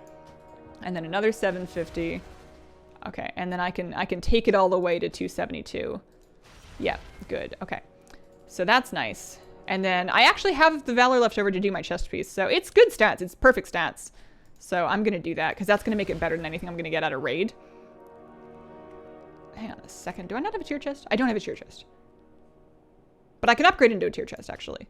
Oh, maybe I do that this week. And then it gives me some flexibility. I could just turn this 268 into... Oh, no, it might change its secondaries, though. I like those secondaries. And I don't need it right now because I've got 4 set from... I need to do some, not math, but just thinking. However, this has done excellent things for my item level, and I am happy with it. I am 272.2 now. Ilmatar, thanks for giving us some gift subs. Hopefully that'll be good for helping with progression, because we still have progression rating to do this week, and it's going to need everything I can throw at it. Glazer farm when? I don't know if it would go with my mog, dude.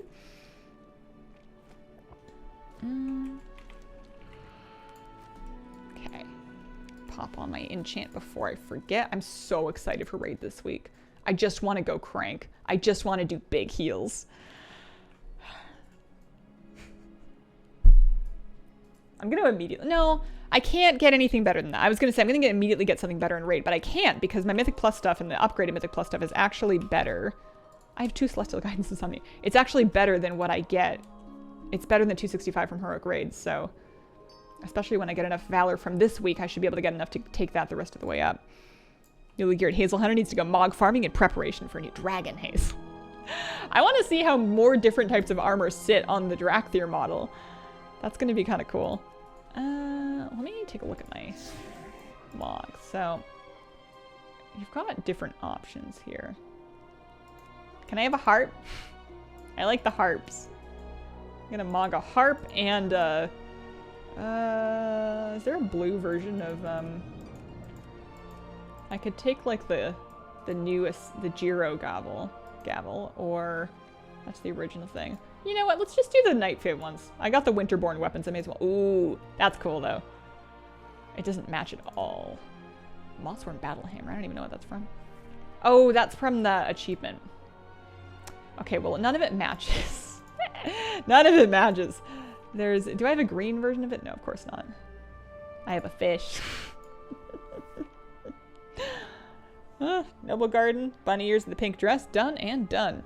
Secret to pumping heals. I mean, I'll let you know if it works for me, but switching talents and pressing the heal button more and the rest of my buttons less.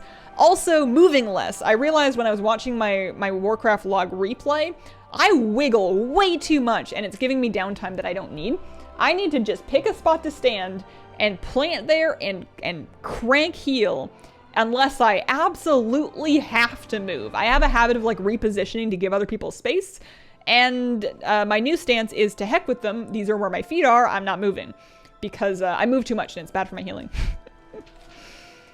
All right, I gotta go. I will be back tomorrow morning. No, not tomorrow morning. Tomorrow afternoon. I'll be back tomorrow afternoon. I may have something to air, like a video to play for you guys at the time. Maybe we can get some questions answered. We will see. Sometimes you stay at the top of your Warlock. Thank you so much for hanging out with me. I had so much fun watching the launch with you guys and chatting about it and letting our thoughts collectively percolate. This is great. Appreciate you guys, and I hope you have a wonderful, wonderful day.